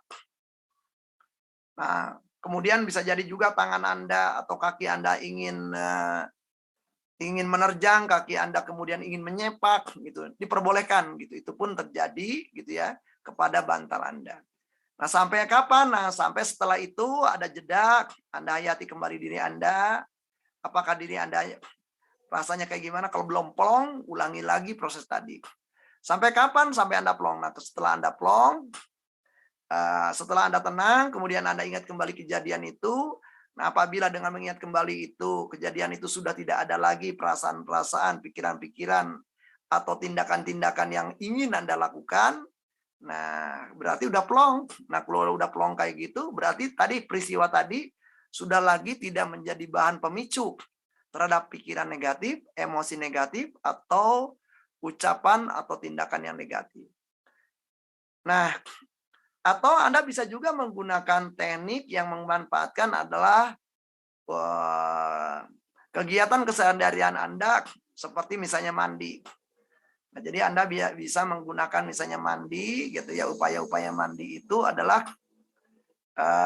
dengan tindakan-tindakan yang diniatkan dalam rangka untuk menghilangkan hal-hal yang tidak nyaman di dalam diri Anda. Jadi misalnya Anda akan mandi nih. Nah, dan Anda punya kekesalan gitu kepada seseorang. Dan kekesalan itu masih nyata pada hari itu saat Anda ingin mandi. Jadi Anda niatkan bahwa mandi Anda itu akan diniatkan untuk pertama udah membersihkan badan Anda, yang kedua untuk membersihkan perasaan-perasaan yang tidak nyaman yang sudah kadung nempel di dalam diri Anda. Nah, jadi diniatin. Nah, jadi pada waktu sebelum mandi, Anda ingat-ingat kejadian tadi. Oh, ternyata masih ada perasaan yang tidak nyaman. Dikatakanlah di bagian perut Anda. Perut Anda sebelah kiri. Nah, Anda mendapatkan tuh dari body scanning itu perasaan itu tidak adanya di mana. Dan Anda niatkan, jadi pada waktu nanti menggosok bagian tubuh, Anda niatkan sambil menggosok bagian yang tadi tidak nyaman itu di area itu, Anda niatkan bahwa saya ingin menghilangkan juga adalah rasa-rasa yang udah kadung nempel di bagian tubuh ini akibat relasi saya dengan seseorang. Nah, bisa juga dengan cara seperti itu. Nah, bagi teman-teman yang lain yang bisa juga seringkali kita BAB atau buang air besar ini pun bisa dipakai tidak hanya sekedar membuang kotoran atau tinja Anda. Anda juga bisa membuang kotoran batin Anda. Jadi kalau Anda misalnya saja masih ada pengalaman-pengalaman bersama seseorang, masih teringat-ingat terus dan terasa nyesek di dalam diri Anda, nah berarti penting Anda membuang perasaan-perasaan itu. Caranya bisa juga dikaitkan dengan Anda buang air besar. Sehingga pada waktu BAB, entah Anda menggunakan WC jongkok atau WC duduk, Anda bisa niatkan pada waktu BAB itu sendiri, Anda meniatkan bahwa Anda akan membuang kotoran-kotoran jiwa Anda, yaitu berupa rasa kesal yang ada di bagian tubuh Anda, misalnya nyesek di dada Anda. Nah, jadi pada waktu Anda BAB tadi, seiring Anda dengan mengejan, Anda niatkan pula mengejankan emosi-emosi yang nempel di bagian tertentu di dalam tubuh Anda. Nah, sehingga seiring dengan terbuangnya kotoran Anda, terbuang pula kotoran batin Anda. Nah, cara itu bisa dilakukan. Nah, beberapa orang yang menganggap bahwa cara itu adalah cara praktis gitu ya, sehingga tidak perlu menggunakan cara yang relatif mahal gitu.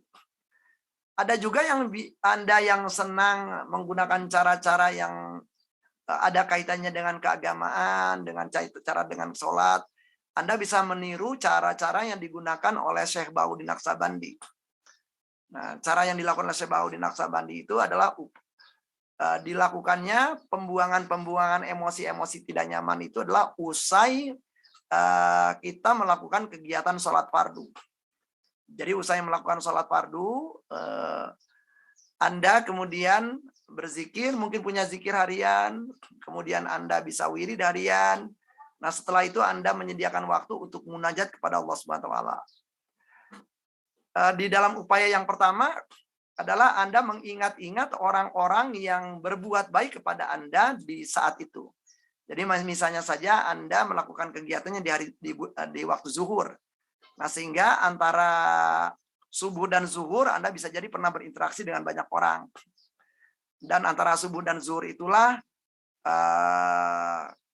Anda ketemu dengan banyak orang, dan di antara orang-orang itu ada orang-orang yang baik dengan Anda, dan ada juga bisa jadi ada orang-orang yang membuat hati Anda tidak nyaman. Maka pada waktu munajat tadi, Anda mengatakan, ya Allah, antara subuh dan zuhur ini aku bertemu dengan orang yang baik kepadaku. Orang ini adalah membantu aku dalam hal A, hal B, hal C. Aku bersyukur kepada Allah, aku bersyukur kepada Engkau karena Engkau telah memperjumpakanku dengan orang yang baik ini. Dan ya Allah, doakan orang itu kemudian. Ya Allah, berikanlah orang ini kebaikan, berikanlah orang ini kebermanfaatan, berikanlah orang ini kedamaian, berikanlah orang ini ketenangan, berikanlah orang ini kemudahan rezeki, berikanlah orang ini kelapangan dalam segala macam urusan. Nah, kemudian setelah itu Anda munajat kembali kepada Allah, ya Allah, antara zuhur dan asar pun aku bertemu dengan seseorang. Dan saat ini aku yakin dan menyadari bahwa orang itu dipertemukan atas izin Engkau, dan dalam pertemuan ini aku mengalami kejadian ini. Sebutin kejadiannya apa? Dan secara otomatis terasa perasaan tidak nyaman di dalam diriku. Ya Allah, bantu aku untuk melepaskan rasa tidak nyaman ini. Ya, bantu aku juga ya Allah untuk mendapatkan pembelajaran dari kejadian ini.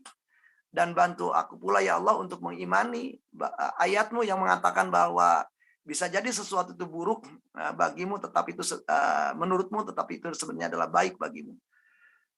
Ya Allah, nah setelah itu adalah doakan orang ini. Ya Allah, meskipun demikian, aku doakan semoga orang ini mendapatkan keberlimpahan, kenyamanan, ketenangan, kedamaian, dan kelapangan dalam segala macam urusan. Nah, upaya-upaya yang dilakukan ini, dari teknik tadi yang namanya journaling, sampai teknik yang diperkenalkan oleh Syekh Bahuddin Naqsabandi, intinya dari teknik-teknik ini adalah memungkinkan kita untuk mudah melepaskan apa yang sudah nempel di dalam diri kita cukup lama. Nempelnya itu bisa jadi karena pengulangan-pengulangan, nempelnya itu bisa jadi karena banyaknya upaya-upaya yang kita lakukan dalam mengungkap-ungkap kisah itu ketika kita obrolkan dengan banyak orang. Nah, sehingga kalau sudah tahapan walk ini dilakukan, cirinya tahap walk sudah selesai adalah kalau kita kemudian plong. Kalau kita kemudian mengingat lagi kejadian itu, sudah tidak ada lagi tadi otomatis ya, reaksi tubuh otomatis. Tubuh biasa-biasa aja, tubuh tidak berespon apa-apa. Pikiran Anda pun menjadi tenang. Kemudian pikiran Anda pun menjadi lapang. Kemudian, nah setelah tahap walk ini adalah kita masuk ke tahap berikutnya, tahap terakhir yang namanya tahap deepening. Nah, di dalam tiap tahap deepening ini yang Anda lakukan adalah mencari makna dari kejadian. Nah, tahapan deepening ini agak sulit kalau dilakukan di tahap-tahap awal. Apalagi Andanya masih senap, apalagi Andanya masih kesel, apalagi Andanya masih jengkel, apalagi Andanya masih marah, atau Anda masih kecewa. Sangat sulit itu untuk mencari makna di balik peristiwa itu. Nah, pada waktu sudah plong inilah, maka mudah bagi Anda untuk menemukan, terlepas bahwa ada hal-hal negatif yang Anda alami dari kejadian itu, tetapi Anda juga melihat apa sesungguhnya manfaat-manfaat lain yang dialami oleh diri Anda, atau kompetensi-kompetensi apa yang ada di dalam diri Anda yang justru termunculkan akibat mengalami kejadian. Nah, perenungan-perenungan itu memungkinkan kita kemudian bisa bersyukur bahwa oh ternyata dari kejadian kezaliman ini saya juga belajar sesuatu. Oh ternyata banyak keterampilan-keterampilan yang perlu saya pelajari gara-gara kejadian itu.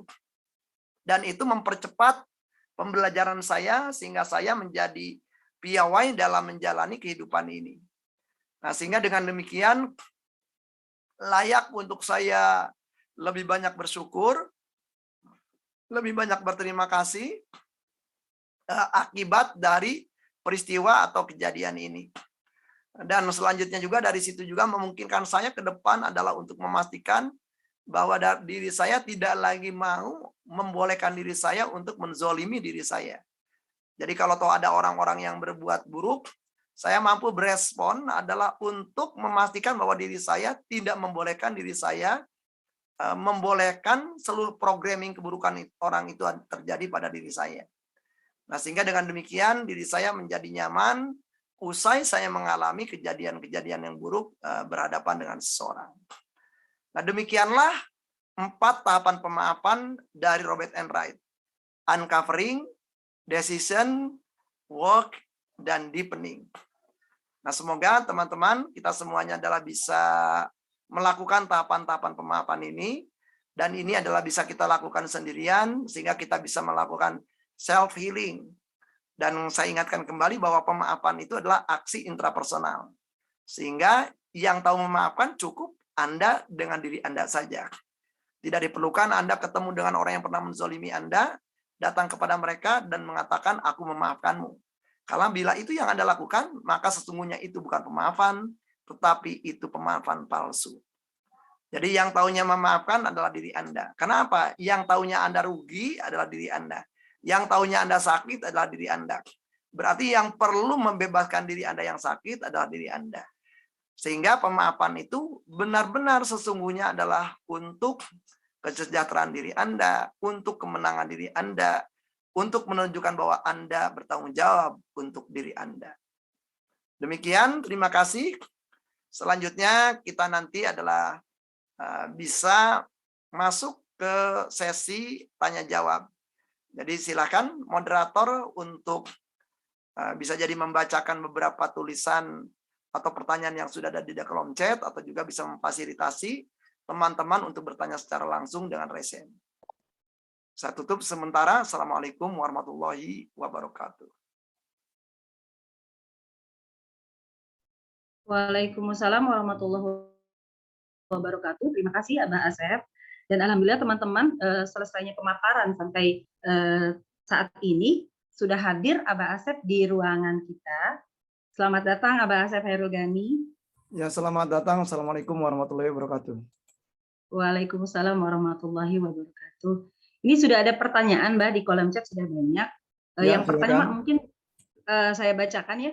Yang pertama, memaafkan bukan melupakan. Kalau umpama kita lupa secara detail, tapi apakah secara umum ingat, tapi secara umum ingat perlakuan kurang nyaman dari orang, namun emosi dan pikirannya sudah bergeser menjadi lebih baik dari saat menerima perlakuan ini. Apakah sudah masuk kriteria pemaafan juga? Ini dari Ibu Nabila. Langsung dijawab aja ya, yang langsung dijawab aja bahwa tentunya saja ya kembali yang menjadi pertanyaannya adalah jangan sampai semua orang masih ingat detail dan Anda tidak. Dan jadi kalau misalnya semua orang ingat gitu, yang tahu kejadian itu ingat, sementara Anda tidak, nah ada masalah nih. Kenapa nih kemudian ingatan saya ini kok jadi terganggu, sementara orang lain ingat betul detailnya. Nah berarti ada tema-tema yang belum kelar juga.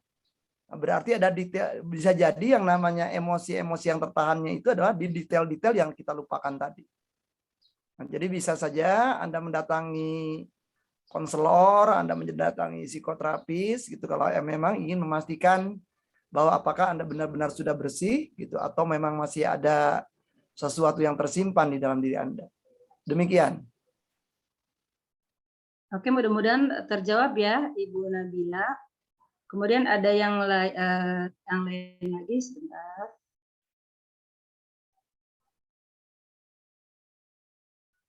Izin bertanya, bagaimana cara melakukan proses pemaafan kalau kejadian dizalim orang lain berulang, sehingga menimbulkan kecemasan?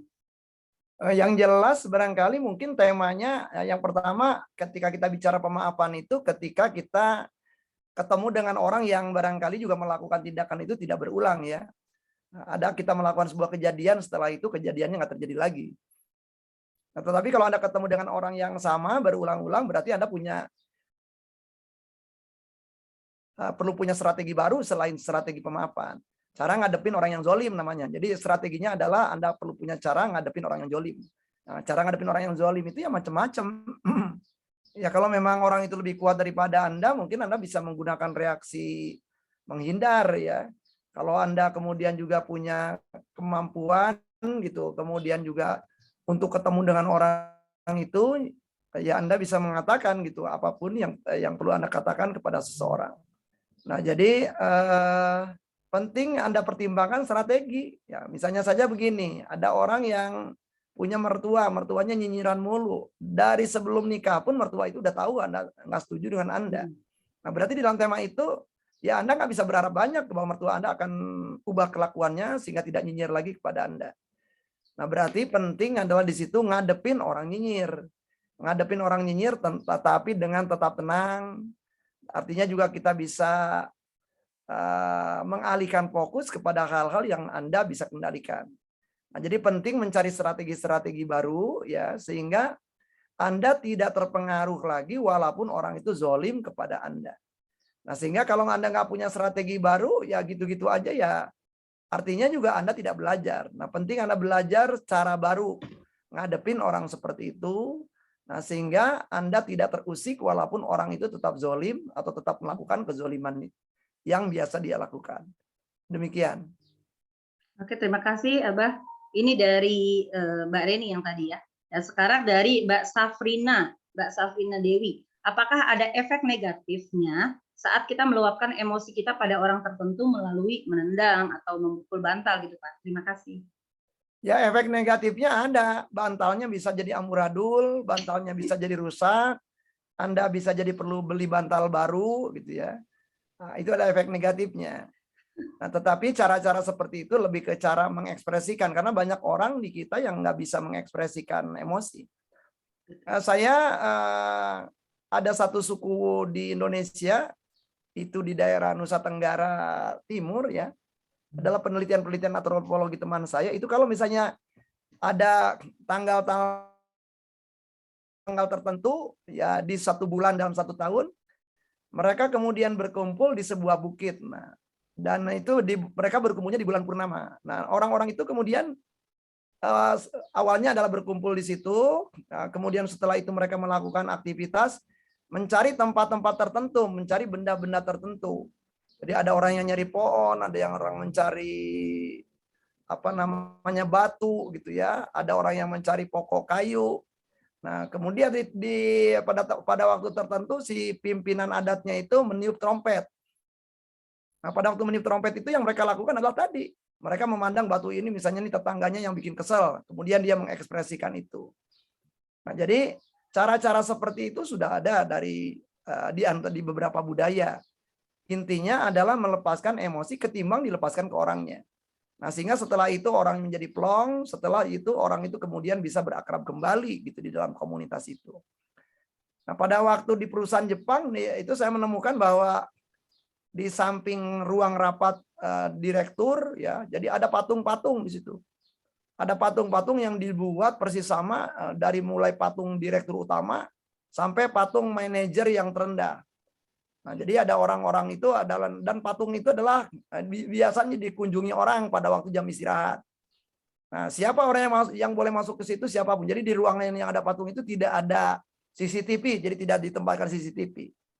Nah, jadi ada orang yang misalnya nih lagi kesel gitu, udah 2 hari uring-uringan karena dimarahin manajer personalia. Nah, dia masuk ke ruangan itu, dia cari patung manajer personalia. Nah, dia di situ terserah dia mau mengungkapkan nyepak patung atau apa gitu ya. Dan jadi patung yang paling sering banyak diganti patung manajer personalia. Apalagi menjelang apa namanya pemberian THR yang barangkali adalah lambat-lambat seperti ini. Nah, itu adalah jadi itu juga cara ekspresi saja. Nah, setelah itu orang itu nyengir-nyengir aja gitu kalau ketemu dengan manajer personalia. Si manajer personalia juga nyengir aja gitu, udah tahu nih, waduh patung gue kayaknya paling banyak rusak nih gitu ya, karena paling banyak menjadi sasaran ekspresi dari orang. Nah, jadi nggak ada lah efek negatif kecuali ya tadi. Ya mungkin tangan Anda juga agak ini dikit gitu ya. Tetapi selama adalah itu ditutup ya, ruangan yang kamarnya ditutup, dikunci, bahkan ruang dikunci Anda lakukan itu pada waktu nggak ada orang sama sekali di rumah, ya jadi bahaya kalau Anda kemudian mainin itu di TikTok gitu ya. Kemudian Anda viralkan di TikTok atau di Instagram gitu. Anda bikin live di Instagram, ya itu berarti Anda cari masalah kalau kayak gitu. Demikian. Oke, baik. Terima kasih. Mudah-mudahan menjawab ya Mbak Safrina Dewi. Kemudian ada pertanyaan lagi dari Mbak Ilafi Ulfa. Saya izin bertanya, bagaimana halnya jika yang melakukan kesalahan itu adalah diri kita sendiri? Dan dari kesalahan itu timbul keinginan untuk menyakiti diri sendiri atau self-harm. Bagaimana cara mencegah self-harm tersebut dan bagaimana cara memaafkan diri sendiri? Karena tidak jarang memaafkan diri sendiri atas kesalahan yang sudah dilakukan itu lebih sulit dibandingkan memaafkan kesalahan orang lain. Ya, jadi dalam kasus orang memaafkan diri sendiri itu karena berarti penzolimnya adalah saya. Yang dizoliminya saya juga. Nah, berarti ada dua kegiatan yang dilakukan. Yang pertama pertobatan kepada diri sendiri. Yang kedua memaafkan kepada diri sendiri. Kenapa dikatakan pertobatan? Karena kita zolim kepada diri sendiri.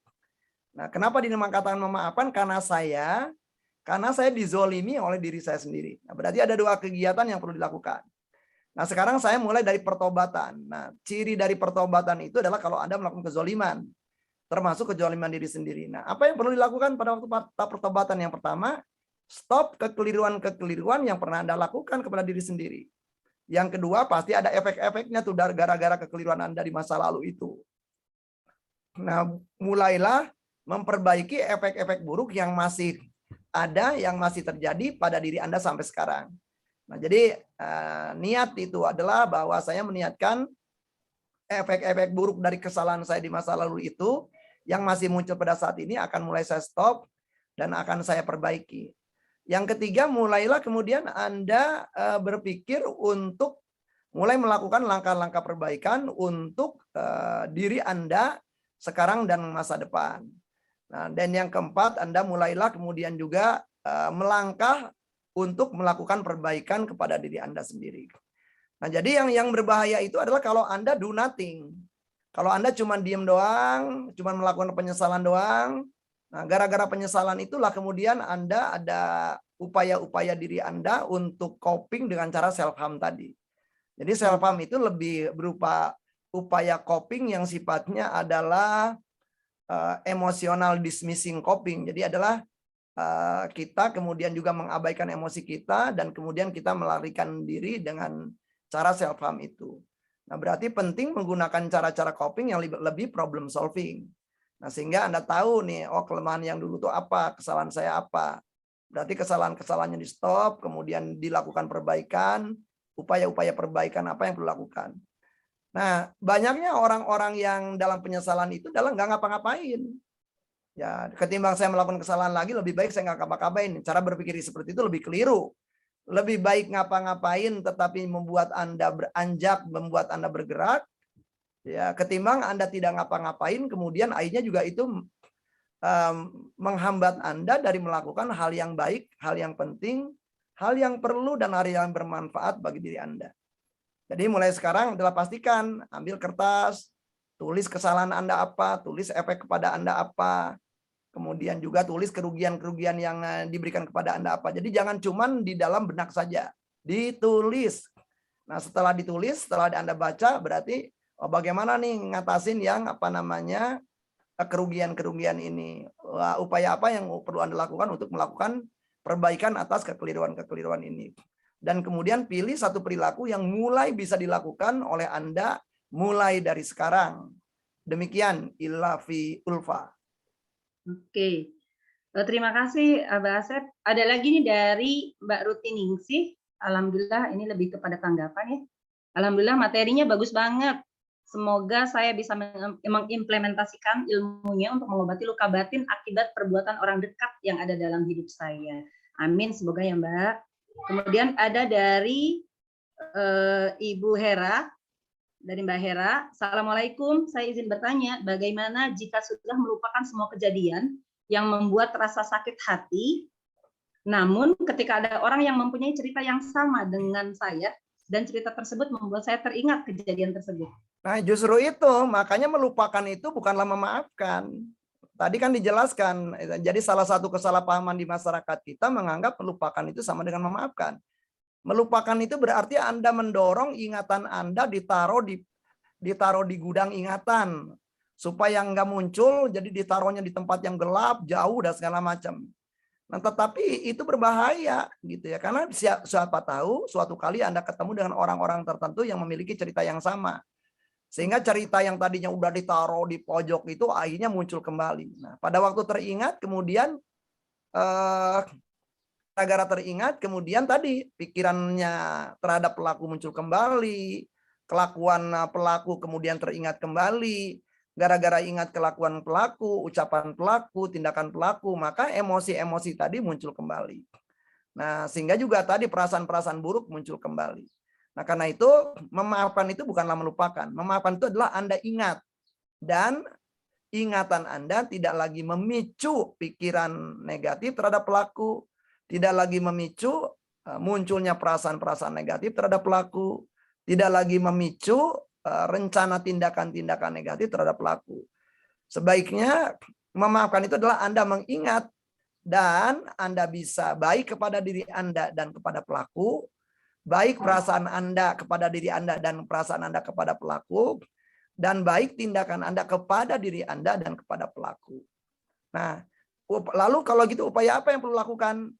Lakukan 4 langkah tadi yang memang diajarkan oleh Robert Enright, yaitu tahapan uncovering, kemudian tahapan decision, tahapan work, dan tahapan deepening.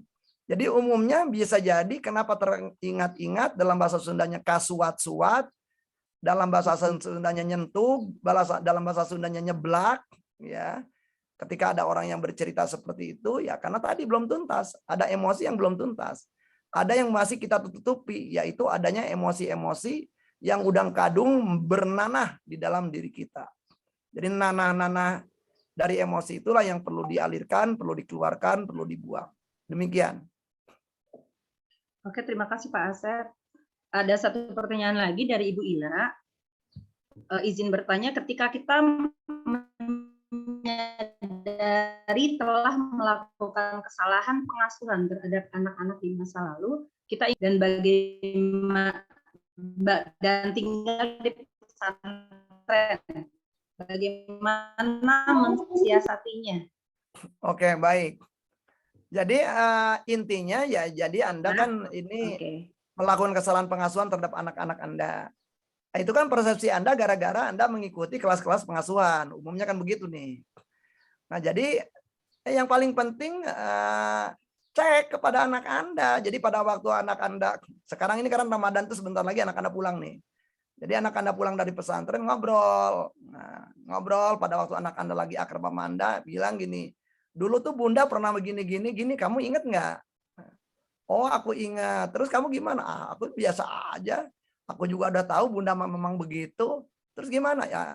Enggak, aku nggak sakit hati, wajar gitu Bunda melakukan itu. Nah, jadi yang penting pertama kali sebelum Anda merasa bersalah, ngecek. Jujur, ngobrol dengan anak Anda. Dulu pada waktu kakak umur sekian, tuh kakak tuh waktu itu adalah ini. Dan Bunda melakukan ini. Apakah kakak ingat? Nah, ditanya dulu. Nah, jadi kalau berarti ya kalau Andanya ingat, tanya dulu respon anaknya gimana. Kalau respon anaknya kebetulan negatif, nah saat itulah tugas Anda adalah menjadi coachingnya emosi anak, ya, supaya misalnya anak ini adalah mampu menyampaikan gitu apa yang dia tidak sukai dari kejadian itu, apa yang tidak nyaman dari kejadian itu. Biarkan anak mengekspresikan apa yang dia alami. Nah, setelah itu apa yang perlu dilakukan oleh Anda? Nah, kemudian ya Anda bilang gitu ya, bahwa Bunda keliru, Bunda ini, dan Bunda ingin Bunda dengan kamu akrab, dan Bunda ingin juga kamu memaafkan Bunda.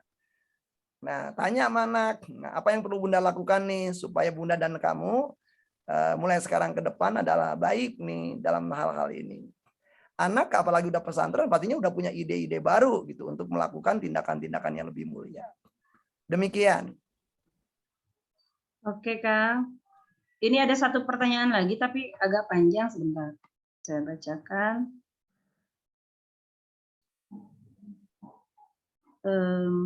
Assalamualaikum, izin bertanya. Sekarang saya sering kelelahan fisik, dikit-dikit capek. Dari situ saya berpikiran negatif dengan badan saya. Kenapa? Saya sudah bolak-balik dokter, semua normal. Dokter bilang saya psikosomatis. Kalau sudah, sebentar. Agak ini loncat-loncat. Kalau sudah kambuh itu Kalau gak sudah kambuh karu-karuan. itu gak karu-karuan. Ya, rasanya semua memori pahit muncul barengan, ditambah mana tadi? Sensasi Aduh. fisik yang tegang, sakit sana sini. Pak, saya ingin Sudah sembuh, capek. sudah capek dengan rasanya. Saya ingin kembali seperti dulu, hidup penuh semangat. Terima kasih, Pak. Saya juga takut keluar rumah, mau mandi saja takutnya luar biasa.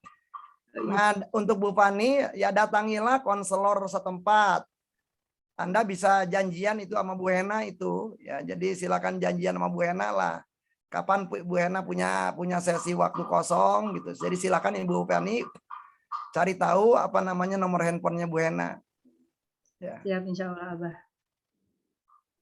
Oke, ada dari Ibu Iin. Misal perlakuan orang tua, oke, ini yang Bu Fani, terus ini Bu Iin ya. Misal perlakuan orang tua waktu kecil saat mengingatnya rasa nggak suka tanpa sadar saat anak kita melakukan kesalahan, kita melakukan hal yang sama seperti orang tua dahulu. Apakah prosesnya pemaafannya sama?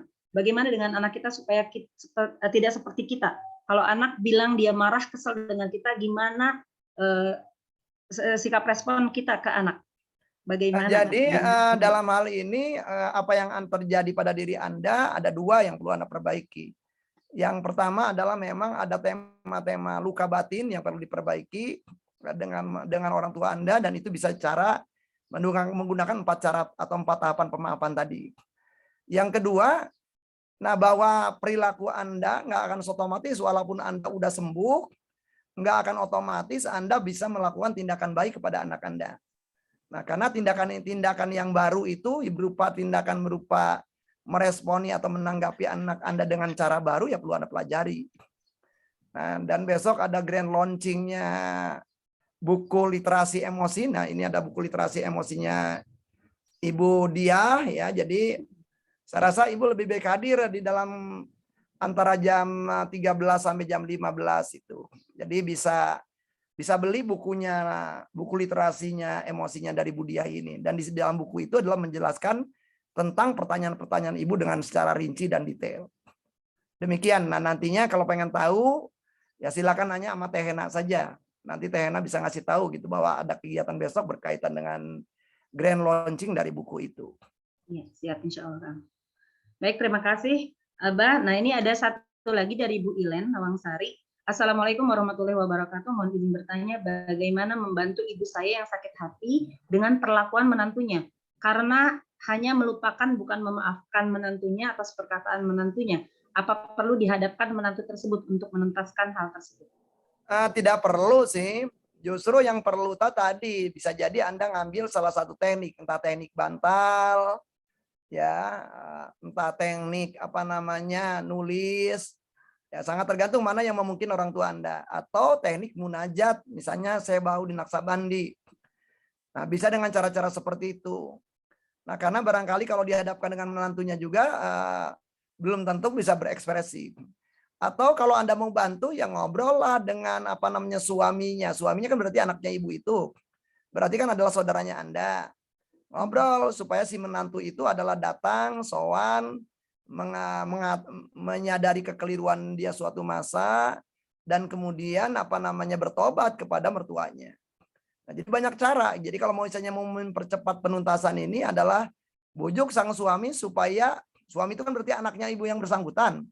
Bujuk suaminya untuk datang, untuk membujuk istrinya supaya datang kepada ibu mertuanya dan dia mengaku tobat gitu atas sesuatu perilaku yang terjadi di masa lalu. Itu kalau memungkinkan. Nah, kalau tidak memungkinkan berarti rutenya cuma dengan si ibu. Nah, berarti siapa ya? Anda berarti yang udah belajar tentang tema ini gitu.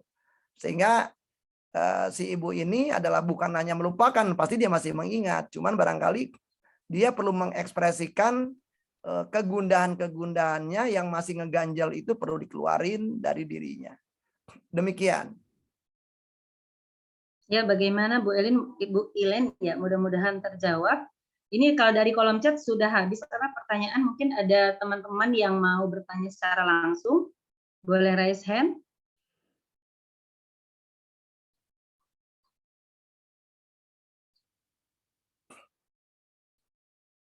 Oke, Oke, Abah, saya bila tidak kalau ada gitu, kita tutup aja, Tehna. oke, baik. Jadi Baik ini teman-teman sudah sekalian. jam.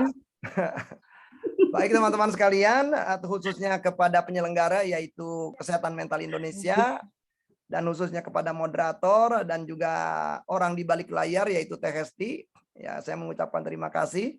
Terima kasih kepada Tehna yang walaupun dalam keadaan baru sembuh, bisa langsung make upan, ya, bisa kinclong, glowing gitu ya.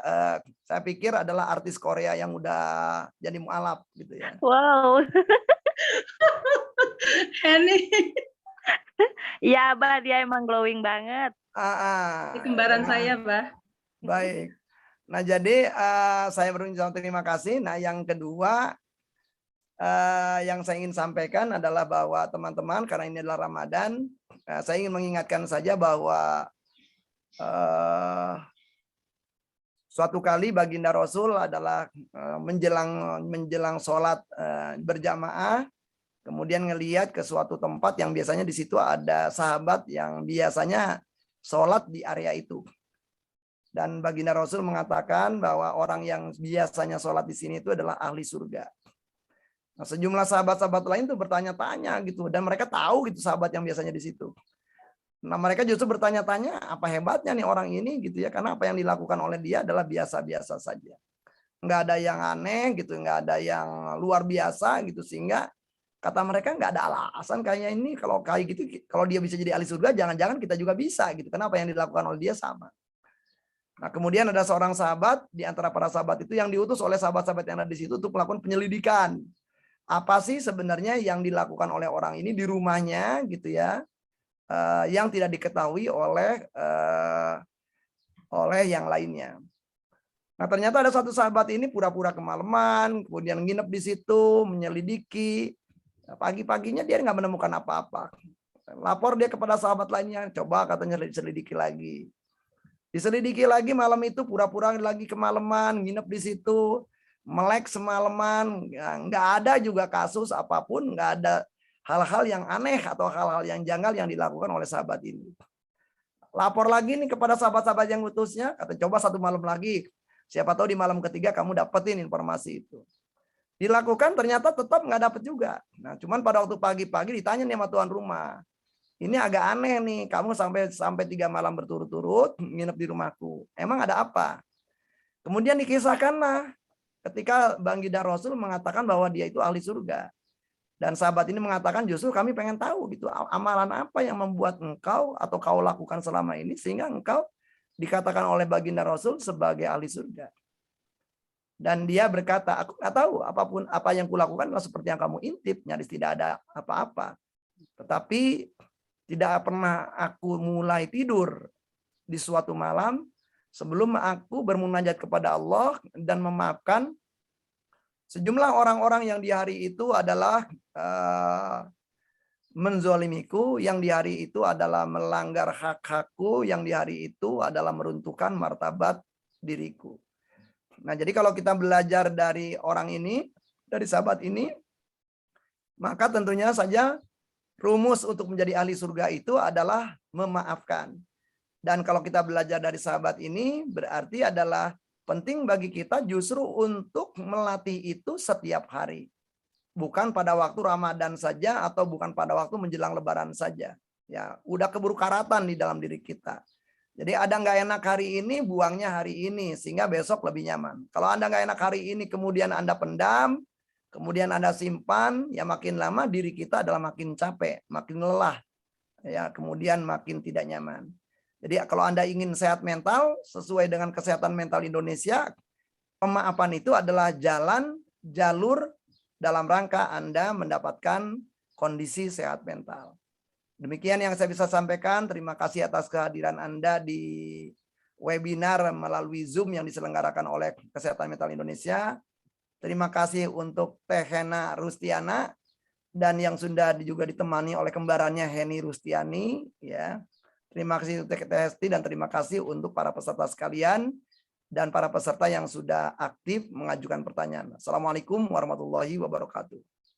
Waalaikumsalam warahmatullahi wabarakatuh.